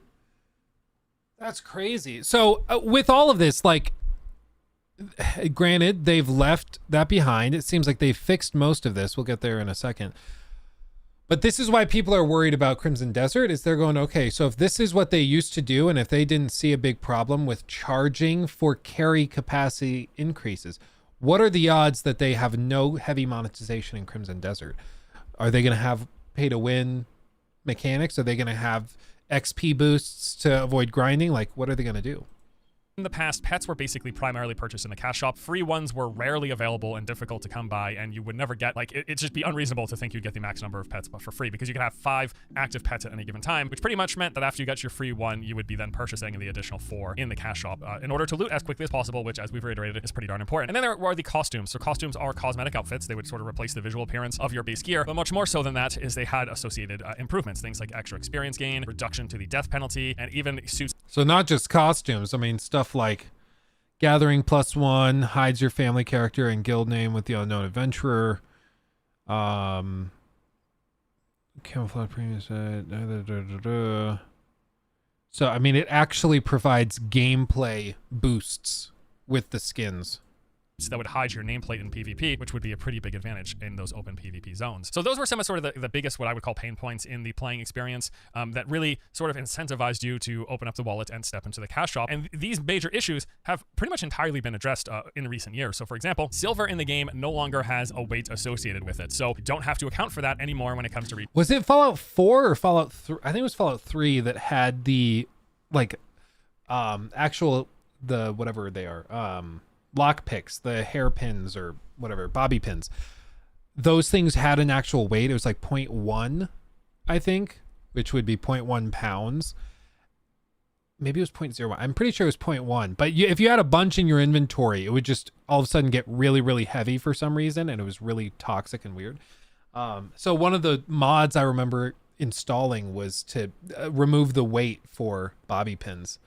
Because it just was so weird that like these little things, you can have hundreds of them and it just doesn't matter. Like it's crazy. It's so heavy. Your weight limits. But on top of that, the weight of items that you pick up in the game has seen a reduction in its numbers in a lot of circumstances. So now not only could you carry more than you could previously, basically, you also no longer have to account for that silver weight. Similarly, with the inventory, many of those items that you're going to be out there grinding for now will be stacking instead of each taking up an individual space in your inventory, which greatly reduces the desire to purchase more inventory space. Same thing with the pet system. Free ones are now frequently available while playing. In fact, while playing through a season quest line, you're actually going to have access to more than the 5 cap that the game has. So you can get for free pets that you would in the past have to have purchased. And then as for the costumes in the game, well, they still exist and they still give their bonuses, but now can just be bought outright in the game shop with silver from other players who purchase it from the cash shop. So there'll be people out there spending real money to get these costumes, but then they will sell it to people who don't want to spend real money and instead want to buy it with in-game currency that they got from just playing. So these are some pretty big improvements. Okay. And then just opening up the marketplace. Okay. I mean, it seems like they've improved it, but it still is crazy that that was deemed acceptable. And that's why people are worried. People are concerned that we're going to see that level of toxicity in Crimson Desert. I think the concern is fair. We haven't seen this studio do other stuff that would be comparable. So as far as we're aware, they've never done anything quite on this level of ambition in the single player space, that is. But maybe they can pull it off. Maybe they'll see. But I do think this is a game that absolutely deserves to be looked at pretty skeptically. I think. Yeah, it's single player. Exactly. If I wasn't clear on that. Yes, Crimson Desert is single player. So it is not trying to fit into the same niche. But we've also seen a handful of games that are single player also monetized out the ass. So hopefully this is just, they're using their MMO money to make a really solid single player game. And that's just, it's going to be a standalone, amazing single player game. That's my hope. But my fear is that they're going to try and monetize their single player game like they did their online game. And it's just going to be toxic. But we shall see. We won't know until we know. Do do do do do do do do do do do do do do do. Can you tell me this? Do you suspect that your Starfield review will differ greatly from most people's, like you worried about with Gollum, regardless of how good or bad?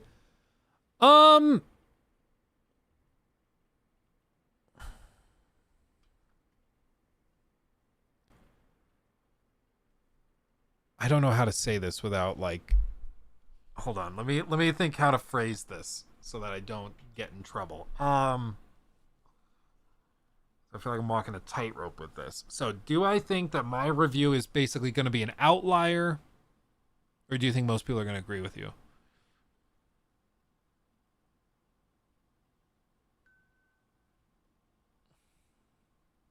Because if I say something that hints like, oh yeah, I think it'll be a total outlier, then I'm like, okay, so I'm expecting people are going to have like really negative opinions or really positive opinions, and then I'm the standalone person. So either way, then that implies that it's going to be very polarized, which I think it probably will be polarized regardless. And I said that 6 months ago. I mean, my prediction, as I said, I think it was maybe early August, I said I'm guessing that the game is probably going to average out to like high 80s. That's what I said a month ago. Farbard Fatty Unisi super chatted $12.07. Oh, thank you, Farbard. Great job on the content. I wish you the best. I wish you the best, my friend. That was very generous. Thank you, my friend. That's wonderful. So, yeah, I don't know how I can answer that without letting something else slip. I think my what I've said for a long time, for a month before I even got the game, got the review code, my stance has always been that I expected Starfield to probably be polarizing. I think people who have a high tolerance for Bethesda games will probably review it well, and people who have higher standards, like for whatever it may be, like bugs or polish or quirks and things like that, they probably will review it lower. So I've always guessed that it would probably be polarizing and land in like the 80s. And I've said that for weeks and weeks and weeks, to be clear. This is not me stating my opinion as of today. Okay. This is what I've said prior to this. And I think it's just because Bethesda is a very well-known quantity. People know what their games are like. And so you kind of know what you're getting into with them. And we all know the types. We're like, with freaking, what's another example maybe of a game with like some weird quirks? Well, I mean, maybe Ubisoft is just a good example. Like a Far Cry game. Some people have no problem with Far Cry games that kind of reuse the same style of stuff, that go in and have, you know, oh, you got to go fly with your drone or your bird or whatever it is, survey it, mark the targets, go in there, shoot everybody, move on, clear it out, you're good. I think people have high tolerance for that. They are going to review that game well. And then people who have the lower tolerance for it and are kind of sick of those types of games will review it poorly. And that's been my stance in general. As for whether or not it's like good enough to overcome those challenges, time will tell. Time will certainly tell.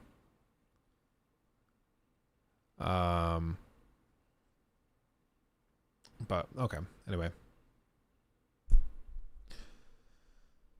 Reviews drop tomorrow at like 9 a.m. Pacific.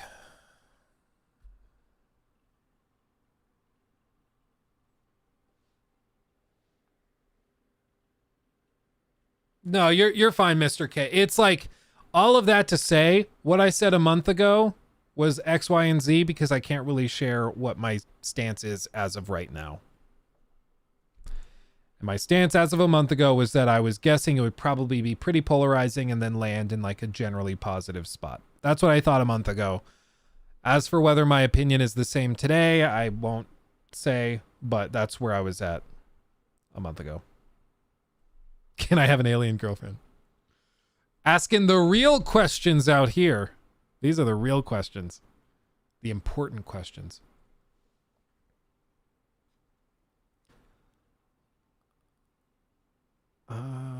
Oh, and so says Jay uploaded a new video too. It's a little long for us to cover here, but go check out So Says Jay. He got a new video up on Assassin's Creed.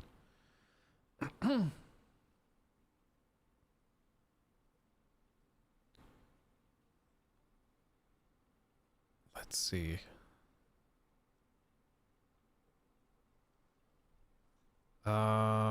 It's weird. I'm getting recommended a bunch of my old videos. That's weird. That's upsetting. I don't know what to think of that. They're all so cringe. Anything over like a year and a half old is just going to be super, super cringe to me. Alan Wake 2. Yeah, this thing I do think it looks very graphically impressive. We'll see how it plays. My fear is that this is like all style, no substance, but it seems to be graphically really, really impressive. This is one of those games that's going to just melt any computer that tries to play it. Control was underrated. Was it though? It got like a bunch of Game of the Year awards. It got like tons of praise. That's trippy.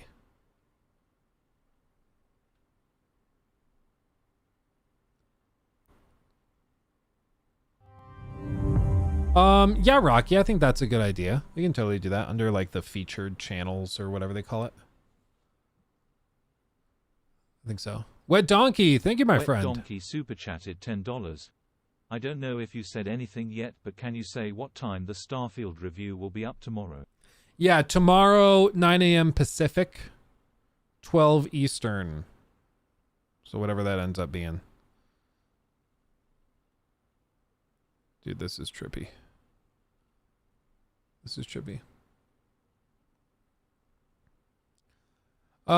Kid Egg, I can't go into that, but the official stance from Bethesda, so like I'm not going to tell you if I tried it or anything.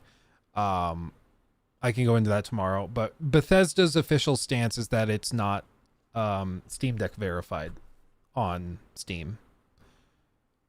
So infer from that what you will, but looking at that, I would assume that it probably is not supported since they're saying it's not.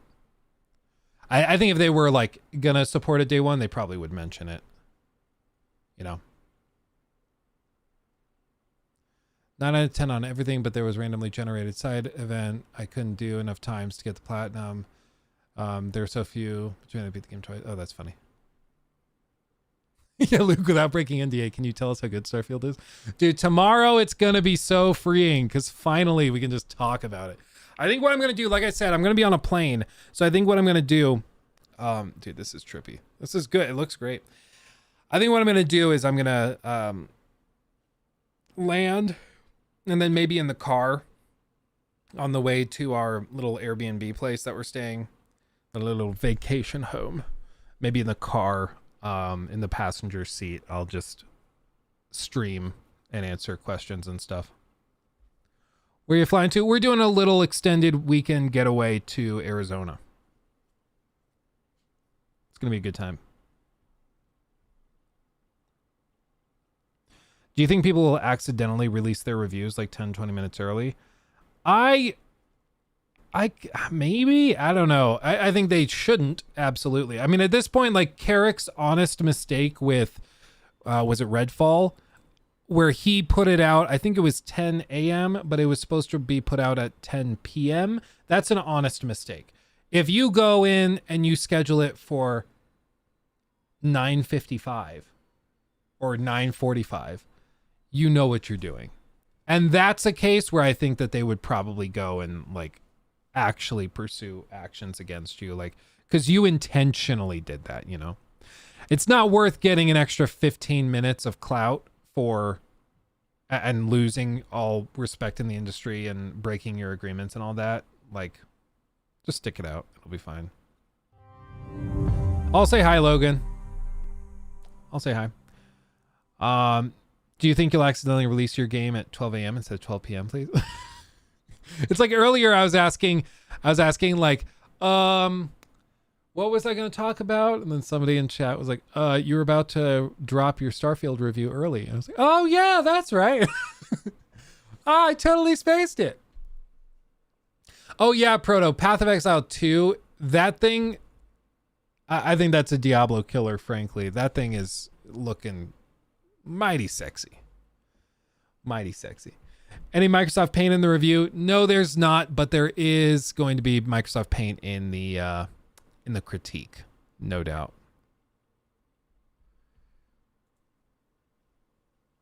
Let's see. What is this? Okay, so Todd Howard sent out a memo ahead of the game's launch. The psychobabblemetry of CEO letters. A letter from a director can prove a lot of things about how letters are written from a director to their staff. Sometimes about the game called Starfield. Other times it's about celebrating New Zealand. So it's like people are trying to read into this letter to determine what the game is like.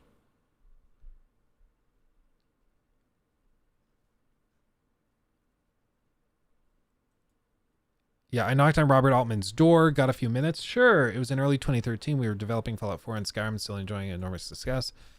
I was there to pitch him on our next game. It would not be a sequel to our current games. He looked concerned, but a grand space RPG with our first new IP in over 25 years looks curious. It would delve into creation and the search for our place in the universe. Like Twinkle, you would explore the galaxy in ways only video games can do. It would be called Starfield. Smile. Sounds fantastic. It's just funny that people read this and are like, so we can infer from this that the game is like this, this, and this. And what I just don't understand about the whole discourse surrounding Starfield is that people look at it and they're like, okay, so this executive that stands to get a multi-million-dollar bonus if the game is well received and sells well, he is talking very highly of his game that he's trying to sell you on. Therefore, the game must be absolutely amazing. I'm like, guys, it would be more amazing if he was saying, yeah, so we're about to release Starfield later this year, and frankly, it runs terribly and it's not fun. And like, of course, he's not going to say any of that. Like, why would he? You know, like, why would he? So it's like people look at it and they're like, oh, well, but Todd Howard said it was like this. I'm like, yeah, and he lied to you just a few years ago about lots of stuff, but now all of a sudden you trust him with everything he says. Maybe what he's saying is true. It might be true. It might be, you know, a bullet pointed list. Everything he says is completely accurate. But there's very little reason to just trust blindly what he's saying, because his job is to sell you on the game. It's just like if somebody that's trying to sell you a used car tells you that this car has great mileage and there's totally nothing wrong with it and all of this other stuff, when in reality, he's just trying to get you to drive off the lot with that car today. That's all he wants to do. You know? So you're saying it's not fun and runs terribly? I'm actually pleasantly surprised there have not been more more instances of people trying to clip stuff from the stream and share it around. Maybe they have been and I just am not aware. I'm not sure. You need a hug? Did he poop on you again? Oh, you're doing it. So come here. This is Babe. Hello. This is Babe. Me, Babe. It's Babe. Not your Babe. Yeah, I got you, It's Babe. You got me, Babe? Yeah, sure do. Hello. Are both the boys down? No, so Lockie's in the high chair, eating cold chicken. Fun. Yeah. And Ori is on the playmat, talking to himself in a mirror reflection. Ooh. I was checking on the laundry and decided I needed a hug. Okay. That's fair. Nikki, quick Baldur's Gate review.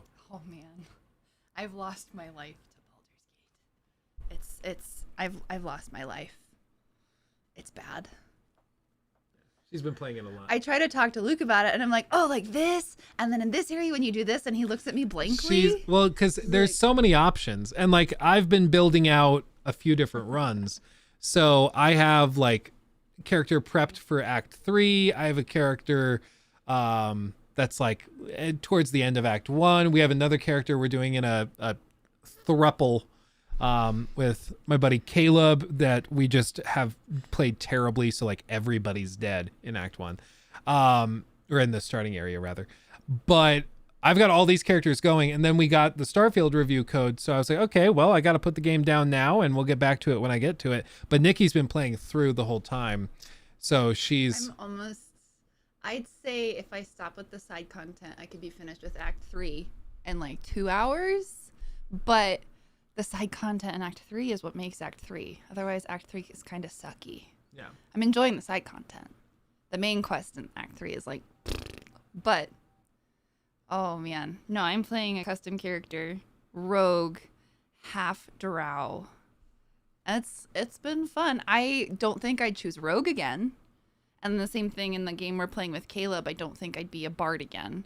I played both like sneaky, lock picking sort of characters because I like being the person with high charisma. I enjoy that. But and I've been romancing Gale, which I'm starting to regret. But he looked like my husband. Is this your way of telling me you want me to grow long hair and wear like dresses and stuff? I think I kind of want you to shave again. Yeah. Yeah, a little bit. Not again. She's always wanted me to be shaved. She does not like the beard. I'm okay with the beard. She does not like the beard. I've come to terms with the beard. You've learned how to maintain it a little better. I don't think you'd look prepubescent without it anymore, though. I did used to look 12 whenever I shaved. It That's, was like, he would do oh my shows God. and they'd be like, "We want you to play a child. You have to shave. Yeah. You're the only person we can get to do this." I was in my That's an adult." 20s and I played a 16-year-old just by shaving. It was funny. Did you also sign the thing in your email? I haven't gotten it. So I wonder if she has the wrong email. I've been looking all day. He said he sent it. But okay. I can hear my child kicking and I would yelling just for double me. check it. Probably Okay. check spam. But if it's important, why would it go to spam in the first place? Because I don't think you sign a lot of DocuSign stuff. Handsome, let bro be. Thank you, Julio. Thank you.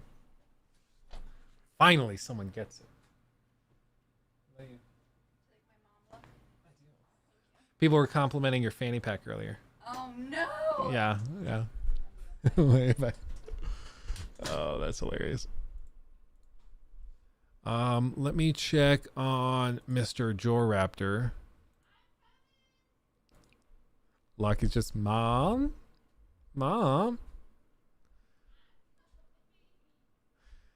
Any plans to talk about Goodbye Volcano High? I don't know why, but that game looks really exciting to me. It's not currently on the schedule, I don't think. No, I was gonna see about Joraptor to see if he wanted, because my understanding was we were gonna jump on the podcast here in just a little bit. I'll just verify because he's been traveling, so I'll make sure.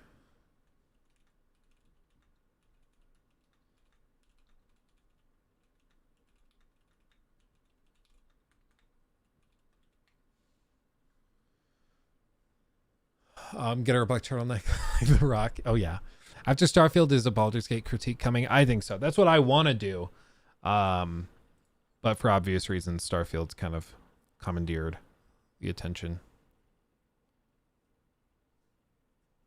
Do you know where he's from? My understanding is that he is, like, he lives in and is from Amsterdam. That might not be correct, though.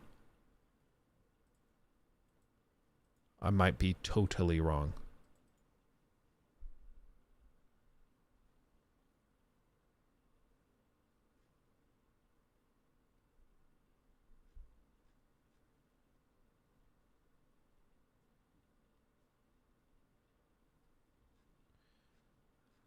I don't see him. Let's see. Oh, this is interesting. PlayStation fans, please be honest here. Is Sony getting too confident? Increased price on PS5, price increase on PlayStation Plus, no hype showcase or communication. It has been weirdly quiet, honestly. No focus on Japan. I mean, I think they still are. I'm not in Japan, so I'm not seeing the focus on it. High prices on accessories. That's absolutely true. Insane focus on games as a service. That's also absolutely true. We believe in generations.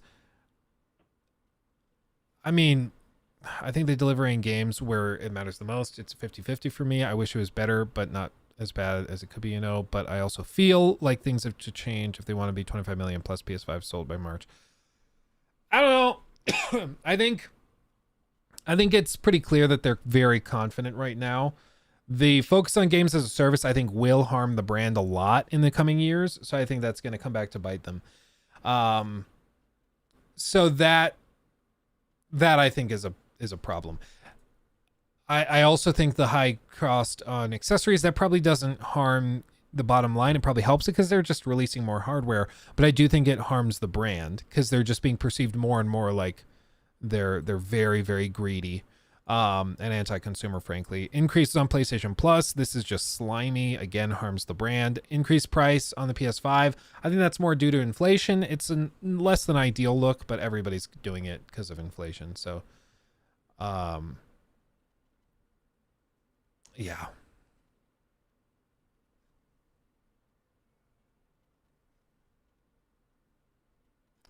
It's just it. I don't know what the brand damage is gonna do. I don't know how big of a deal that is. It might not be a big deal at all. People might just be like complaining about it, but still buying it, just like everybody does with Call of Duty. Everybody complains about Call of Duty, but still buys Call of Duty. So it might just be that. I'm not sure, but we're gonna find out over the next few years. I think it's gonna be pretty telling. I don't think like Xbox is gonna come out of nowhere and start stealing the show and dominating sales charts or anything. I don't think we'll see that at all, but I do think we are going to see a lot of people growing frustrated with PlayStation.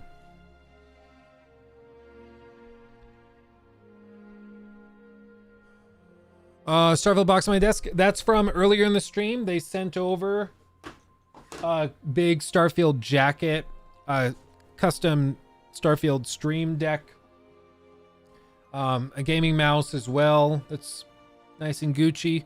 So nice little care package. Super cool. They sent it over after my review was done, to be very clear.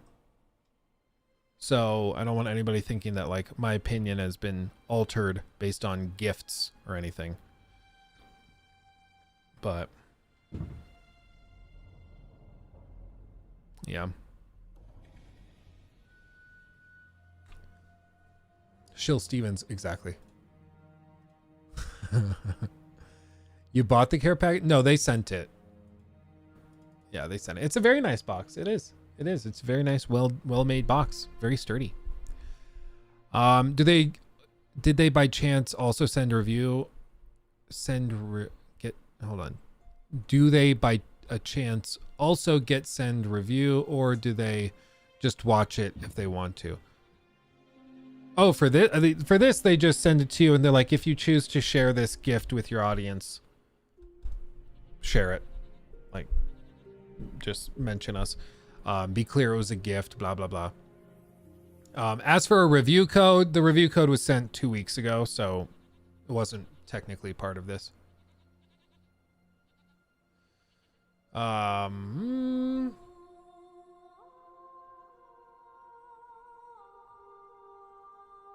You gonna review the box? Yeah.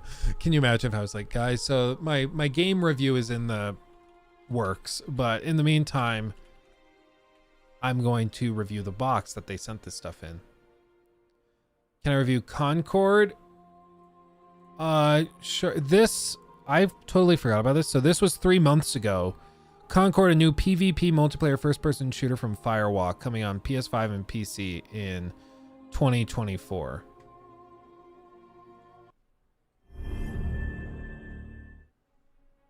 Firewalk. Not actual gameplay.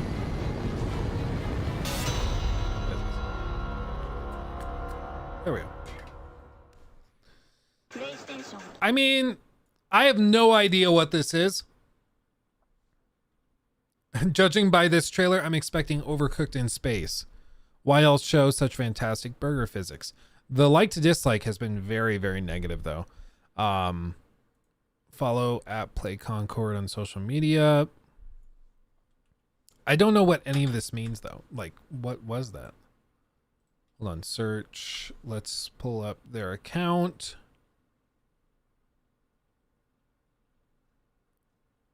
Yeah, that's all they've shared. Like, they've shared nothing else.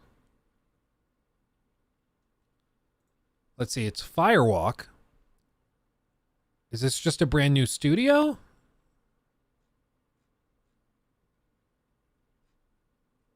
Yeah, they joined in April. So they were brought on specifically for this game, presumably. I mean, PlayStation bought them and brought them in just for this game.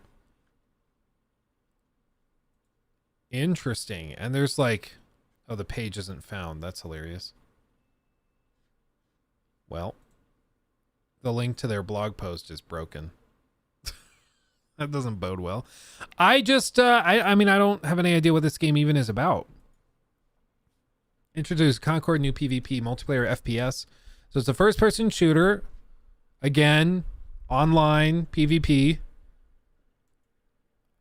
Thrilled to confirm the title of our upcoming game, Concord, announced during today's PlayStation Showcase. Concord is our new PvP multiplayer first-person action shooter, coming to PS5 and PC in 2024. While we're still hard at work on development, we wanted to share the small introduction to Concord. I mean, okay, but Concord is a bringing together of peoples. It's the power of games to build connection and inspire social play. I don't know what the hell that means. The Firewalk team is driven by the type of exciting, unexpected moments and shared experiences that multiplayer games create. Uh-oh. Every time you log on is the beginning of a new adventure, and every match is an opportunity for a new story. It's these ideals that define Concord. Its unique universe of vibrant worlds and its rich cast of colorful characters. I mean, these are all buzzwords that I think you could say word for word, and you could just swap out Concord for like Redfall and it would still apply. There's so much more we can't wait to share with you, and we're looking forward to fully revealing Concord ahead of launch next year. In the meantime, you can keep up with us by following Firewalk on your favorite social platforms, including Twitter and Instagram. It's just a cinematic trailer that tells us like absolutely nothing. Yeah, I love it when we get a reveal trailer that shows us nothing. This is a perfect example of how not to do a game trailer for an unknown game. This explained in great detail what can be expected from a video graphical game. Okay. They put their entire marketing budget on that burger. As an FPS PvP fan, I'm excited to see more about this game. Can't tell much from this, but I like the colorful sci-fi look. That's the thing, is like I just honestly don't know what the hell this is supposed to tell us. But I mean, again, you're going to see an ocean, a flood of these types of games coming from Sony in the next few years, because that's where they're putting all of their eggs into that basket. Or rather, they say that their budget will be the same for single player stuff. So we'll get the same flow of single player games, but we will get just as many because they're basically doubling their budgets, but only using that extra budget for multiplayer games. So we're going to start to see pretty much every single player game, like a Spider-Man, will be paired with a PvP online, whatever multiplayer game that is pitched as games as a service. Like that Fair Games, whatever. Fair Games. Yeah, this monstrosity. This is the reaction that PlayStation can start to expect from a lot of these games that they're pouring millions of dollars into. Like Haven, all these other studios that are working on these projects, they have spent tens, if not hundreds of millions of dollars on the development of these games and on acquiring the studios that are producing them. And this is what they're having them make.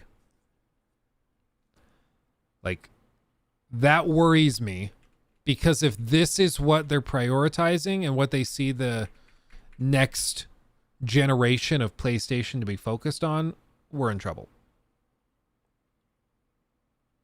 We're in trouble. Yeah, RS Nos, I would love to be able to comment on it, but I cannot until tomorrow. If Sony focuses on games as a service instead of single player, the PlayStation will die and lose players. I don't think it'll die, like, because you ready for MS Paint again? We have no other choice. You forced my hand. What they're doing, like, if you think about it as a bar graph, Jeff Grubb went through this in his video that was really good. But if you think about it like this is the budget for single player games, okay? And this has previously been the budget for, well, let's actually do it this way. So can I just draw? Yeah, there we go. So this is the budget, like, for the last few years. And then let's also say that this is the budget for live service games, okay, in their catalog right now. So a portion of it, a small portion, is used for live service games. Like, I don't know what PlayStation live service games are. I guess Destiny, they own Bungie, so I guess you could say that. So this is like Destiny, those games. But the vast majority of their budget is being spent on single player stuff, right? That's where their bread and butter is.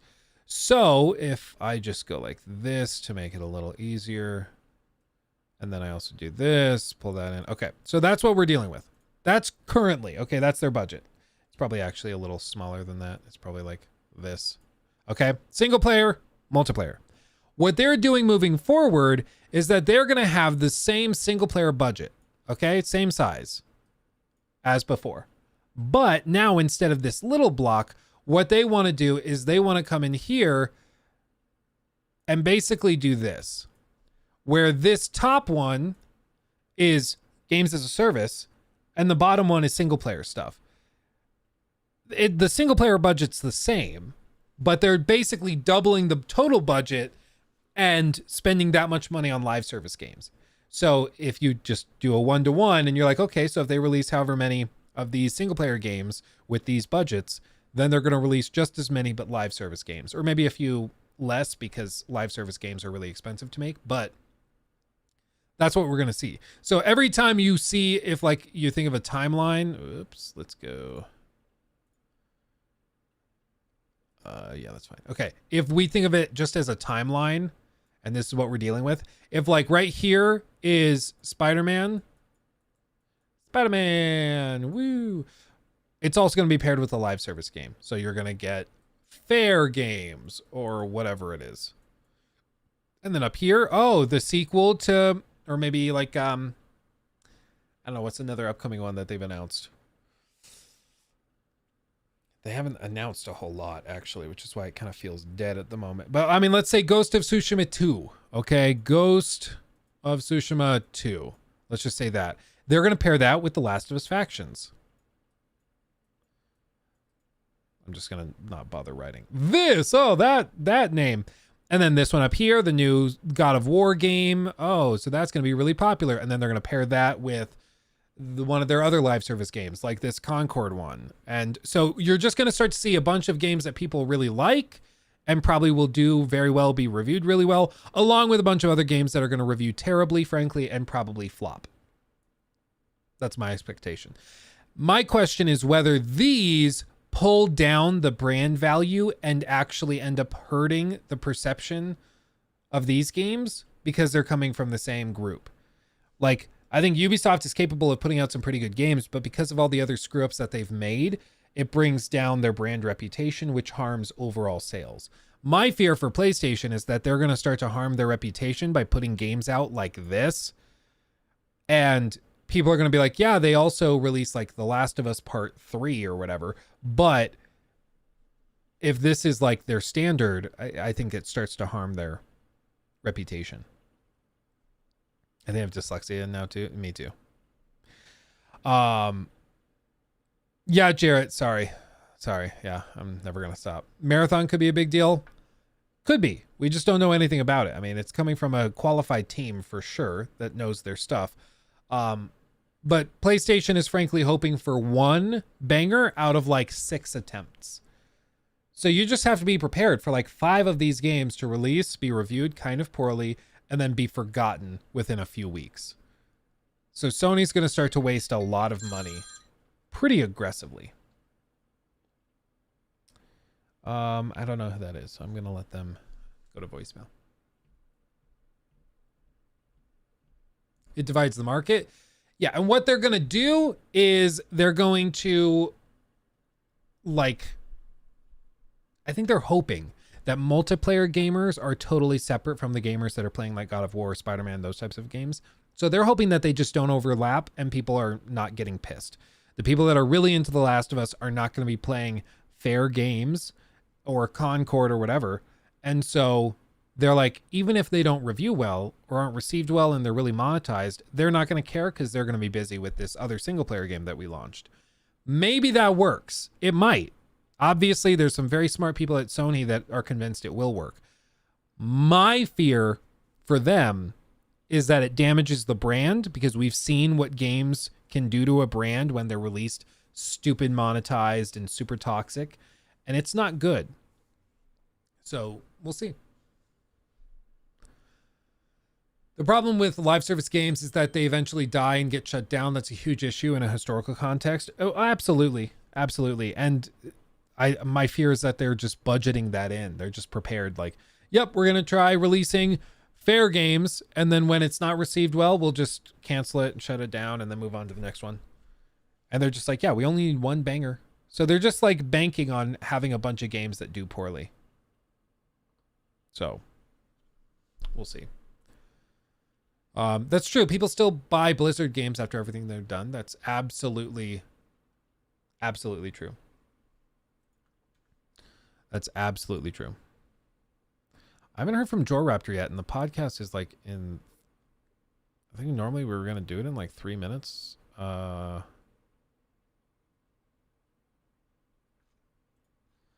Okay, I guess.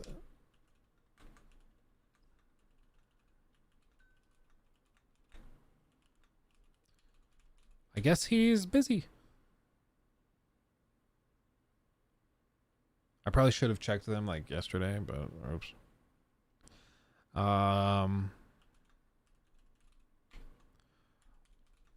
Hope you had fun at the Ubisoft thing. Dude got to fly out to Bordeaux, meet the guys making Mirage. I'm not jealous at all. It's totally fine. It's totally fine. You think he thinks it's like an hour past like last time? Well, last time he thought it was starting now and not an hour ago. So this time I don't know how he'd get it mixed up again, but maybe. Let's see. Michael, I don't think I've seen a game anger so many people like Starfield has. There's a genuine concern with Bethesda after Fallout 76 and to agree to Fallout 4. Okay, sure. Then it's just pure console war fanboy madness, nitpicking any all aspects. It's absolutely, literally insufferable. Yeah. I mean, can you blame people for feeling like betrayed and scarred? I can't really blame people. Like the console war madness is stupid, absolutely, but I think it's also fair for people to be like, no, they have to like really knock it out of the park for me to give them a chance after they basically stole my money with Fallout 76.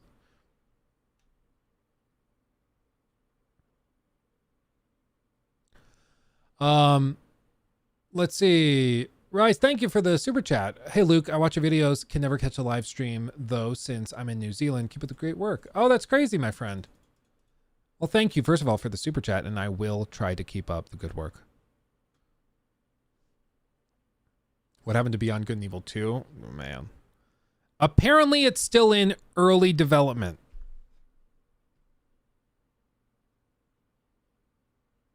Like, I don't know how that's possible, but man. Heck, I'm in Denver and I rarely catch a stream either. Oh, really? That's funny.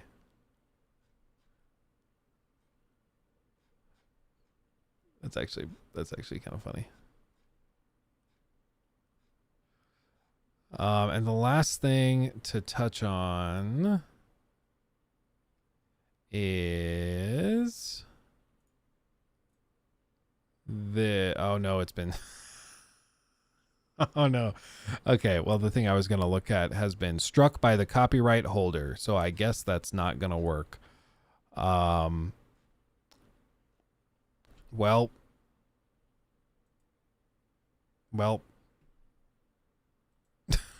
oops. Well, actually, we can look at this instead. But this is something I also saw that like I thought was pretty toxic, frankly. But let's just give it a fair shake. So we all know how Cyberpunk 2077 launched, how it was pretty slimy. We all have heard of all that. Now there's an attempt to kind of rewrite the narrative a little bit. So I want you guys to just, I mean, this might just be the headline. Okay, let's try to keep a level head. Let's actually read it and see what they say. Almost 3 years after its initial release, CD Projekt's VP of PR and communication thinks players were too harsh on Cyberpunk 2077 around launch, claiming that it, quote, became a cool thing not to like it, end quote. Now, I do want to give a little bit of credit real quick.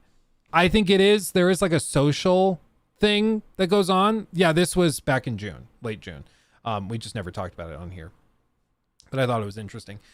So I think it is fair to say that there is a real thing that happens with like a hate bandwagon where people jump on the train because it's fun to bash something. it's fun to watch a car crash in real time. I mean, like Gollum, Redfall, people like to see something collapse and burn. So, I mean, that's going to be a thing. I think that's fair, but that is not to say that it's undeserved. Okay. Gollum, yeah, it's fun to hate on it. It deserves to be hated on. Like, it's so bad, and they were charging real money for it.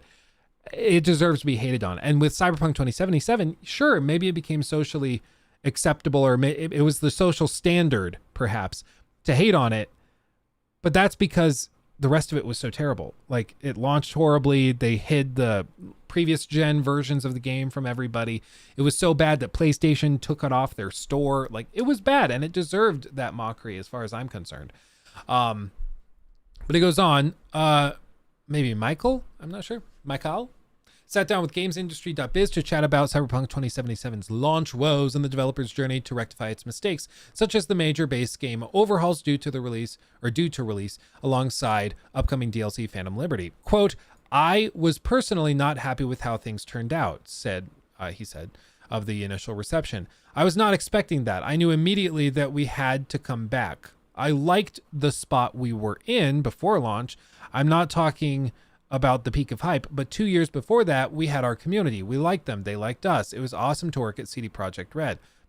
That makes sense. I mean, coming off of The Witcher 3, everybody loved them. They did 16, I think it was, pieces of free DLC. They won over a lot of players by being really pro-consumer, seemingly. And then they lost all of that social cachet with some really, like, kind of screwed up choices, frankly. Oh no, Drizzy, I'm always lit up. You know me. You know how I be. Rocking and rolling. Despite generally favorable media previews and an aggregated score of 86 on Metacritic, including our own 72% review of Cyberpunk, the weeks after its December 2020 launch would prove disastrous for CDPR. Most of us on PC got an easier go of things compared to our last-gen console pals, who faced a myriad of game-breaking bugs and performance issues. It was still pretty tragic all around, though, and CD Projekt felt the full force of the fan base whose intense hype had gone far beyond what the game could deliver. Refunds were issued, PlayStation Store listings were taken down, and things weren't looking great for the once revered developer. I mean, yeah, but it was very well deserved too. I mean, those last gen versions of the game were so horrible, it wasn't even funny. Like, do we have the, let me see, CP 2077 PS4 on launch. I mean, on launch, it was unbelievable. Like, this is that little clip of the trailer, and then they contrast it.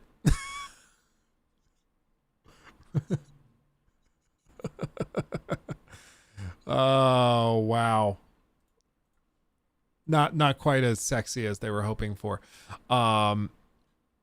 Where's another clip? Hold on.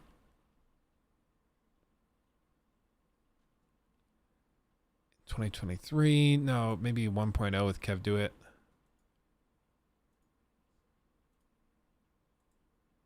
Oh yeah, look at this from Kev Do It. He started playing it in 1.0 before any patches, and all he's clipping into everything. None of the animations are matching. It's all bugged out all over the place. Stuff is popping in and not rendering properly. I mean, the whole thing is just a disaster. And again, they were charging $60 for this. So, like, the negative reception, I think is justified. I think you can try to rewrite history a little bit, and be like, oh, well, it just became popular to hate on it, so everybody was hating on it. But, like, this is bad. This is really, really, really bad. Come on.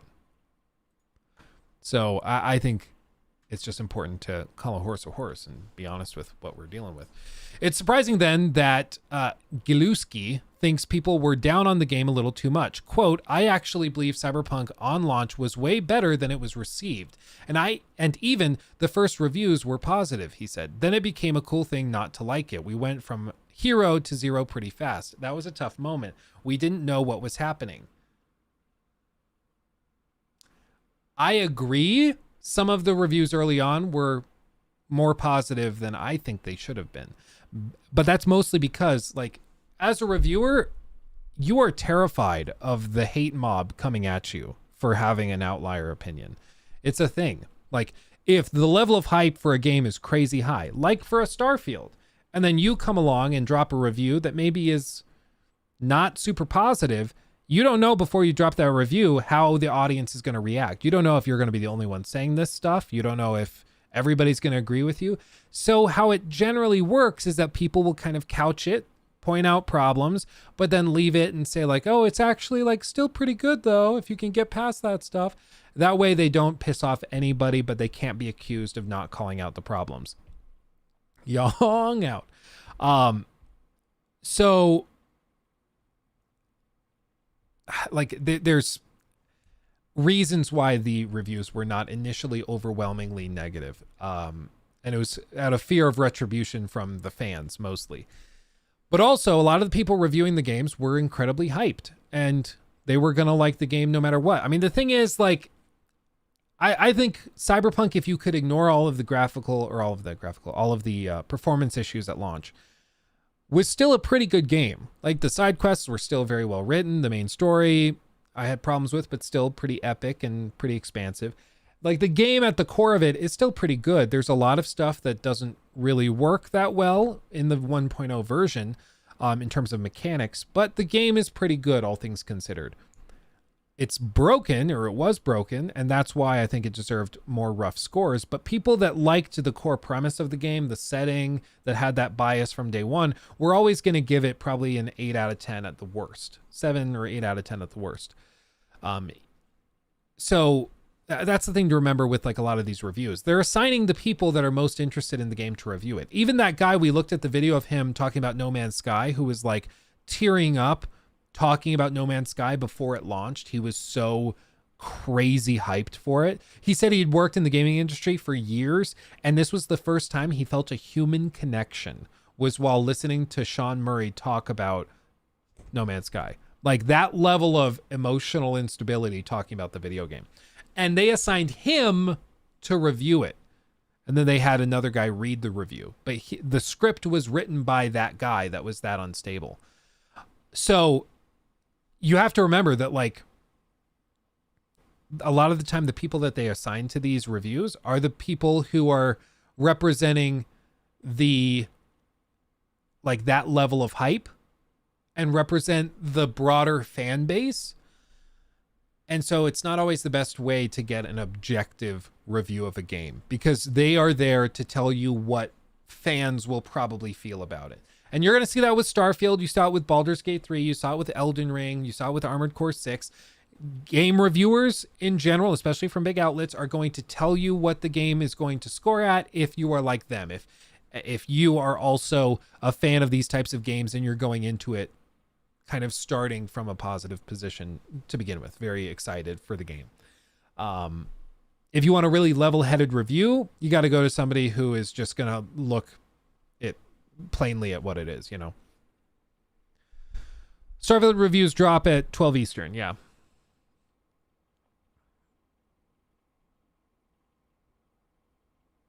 Somebody's making an edit of Sean Murray talking about No Man's Sky but splicing footage of Crimson Desert. Yeah, that could work. They released the workforce distribution graphic again that shows they have put as many devs on the next Witcher game as they currently have for Phantom Liberty. Exciting. Ooh, baby, they're on the way. I almost rage quit Armored Core 6 during the first boss. Like the first boss at the end of chapter 1, Balteus, or are you talking about the helicopter guy? Because if you're talking about the helicopter guy, I have some news for you. Balteus he's on another level. Oh, the tutorial. Okay, yeah.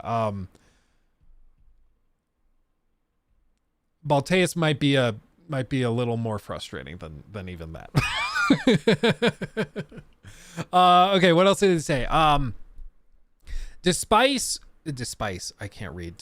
the rather fierce criticism, he says the team remained confident in its creation. Quote, "We knew that the game is great. Yes, we can improve it. Yes, we need to take the time to do it, and we need to rebuild some stuff. That took us a lot of time, but I don't believe we were ever broken. We were always like, let's do this." That's good to hear. And I think that's the attitude you have to have. You have to approach it like, this is not what we wanted it to be. The reception's not where we wanted it, but we're going to fix it and make it a positive thing. That's what they did with No Man's Sky, and it's a tremendous comeback, frankly. And that's what they seemingly have done with Cyberpunk 2077, and they do deserve credit for that. I think they do. It's just my only concern with this, and it might be a matter of like the interview, it might be clipped at weird sections, it might have been delivered differently, but I don't like hearing that people are like, it's way better than it was received. Bro, the game was broken as shit. It just was. Like, if you tune out the bugs, maybe you don't notice it as much because you play the game constantly during development, but it was broken as shit, dude. Like, you got to be honest about it. So, yeah, it's just... But again, we talked about tolerances for bugs and tolerances for weird things earlier. Like, some people just are not bothered by Bethesda bugs. I told you guys about that story. I saw the guy, it was on IGN or Kind of Funny Games. It was one of those. I think Kind of Funny Games, if I recall, but it's been a minute. But they were talking about Starfield, and they said, oh, one of my things I'm most excited about Starfield for are the funny Bethesda bugs. Like, oh yeah, one of the things I really look forward to about my new phone is when it randomly turns off and back on. Or one of the things I love about a new car is that occasionally the bolts get loose and then your tire falls off. I love that. That's my favorite part of it. I'm so excited for those quirky things that break. Like, no, that's insane. You shouldn't be excited for the Bethesda bugs. Are you mad? They shouldn't be there at all. What about my human connection, though? Yeah, that's... yeah, exactly. The Creation Engine doesn't have bugs anymore because it's the Creation Engine 2. Todd Howard said so. Yeah, exactly. Brain dead takes, my God. Starfield is very different than No Man's Sky, though. It's a space RPG. You have storylines, character development, relationships, multiple endings, meaningful dialogue options. None of that in No Man's Sky. For one, I have a pretty good idea of what Starfield is like. Two, I would say that No Man's Sky actually recently has added in a ton of stuff, but I agree they're trying to do different things. The thing for Starfield, though, is that when you enter into a genre that's dominated by games like No Man's Sky, Star Citizen, Elite Dangerous, you will be compared to those. In the same way that now, any RPG is going to be compared to Baldur's Gate 3, for example. If you put yourself in that category, you need to be prepared to be held to account and compared to your peers. And you can like whine and complain that, well, we weren't trying to like do the same thing. Doesn't really matter. Like if I release a kart racing game, I can say, no, I wasn't trying to compete with Mario Kart. But guess what everybody is going to do? They're all going to compare it to Mario Kart.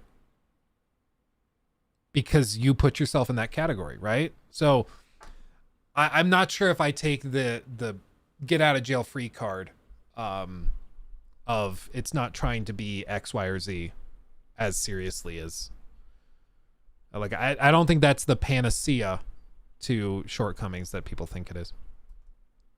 Man, I spent 3 hours playing LA Noire and you're still streaming. Yeah, sure am, baby. I missed you guys so much. Part of it is that tomorrow I'm on a flight, and then Friday I'm on like a mini vacation, and I'll be back Monday. So I'm not sure when we land on Monday. I think it's in the morning, so maybe I'll stream Monday afternoon.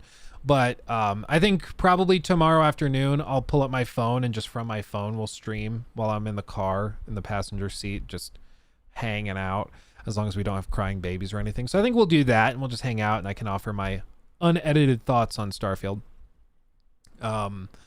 But yeah, it's going to be a fun day, and then a fun weekend, I think.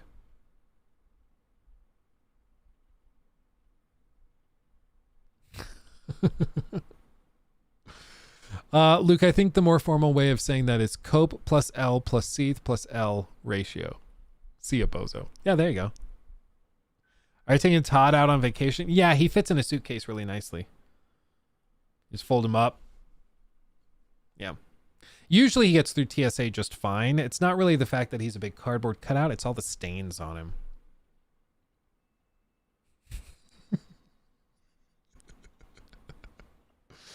Oh God. Jesus Christ. Skillet played Lords of the Fallen. Oh yeah, I saw that. You gonna visit the Grand Canyon? No, we're gonna be in like the Scottsdale. I don't know why this is Scottsdale, but the Scottsdale area. That's kind of where we're hanging out. How does it affect LeBron's legacy though? Do you think that's gonna be part of the sequel for Hogwarts Legacy? Is like they're gonna do a big expansion where it's LeBron's legacy and it's just playing Magic football or Magic basketball. Why did I say football? I think that could be cool. Location leaked. Yep. Oh man. Just said he gonna fold Todd Howard like a lawn chair. Dude, it's not my fault he's so flexible. I mean, he can just bend all sorts of ways. All sorts of ways, baby. Scottsdale is dope. It is. I've never seen so many fancy stores in a mall before. It's like horrifyingly fancy. Like one of the mall in Scottsdale has like 2 freaking Gucci stores and then 2 Versace stores and then a Louis Vuitton store and then a Rolex store. Like it's insane. It's the first time I've ever walked into a mall and been like, I'm not wealthy enough to be here and wanting to leave. Like it was weird. Why 2? I don't know. They weren't even that close or that far apart. Like there was like a little crosswalk. Like if it's like this, again, I must paint for the win. So like this is the walkway. Okay. So people are walking this way and people are walking this way. And then this is on the like 2nd or 3rd floor. So all the way down here, like 2 stories is like a little food court, all the little seats. It looks like I'm drawing boobs. All the different like little seats and tables and everything is all down here. So this is a whole food court down here. There's like a Gucci store here. And this is the walkway, by the way, that connects the 2 landings. And then there's a Gucci store here. They're like right across from each other. Literally a stone's throw. Just like a little bridge across. And for some reason, there's 2 of them. It's really, really weird. Can I look up like the Scottsdale Mall?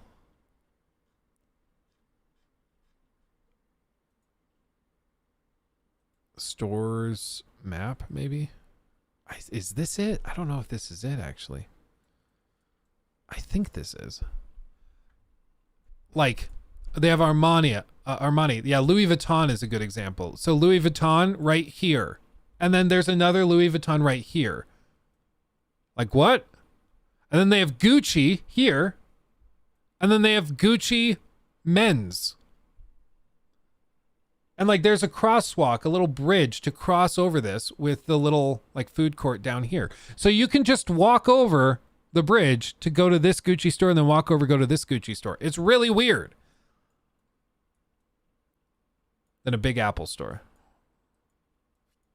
But I honestly don't understand. Burberry, they have a Tesla store inside the mall.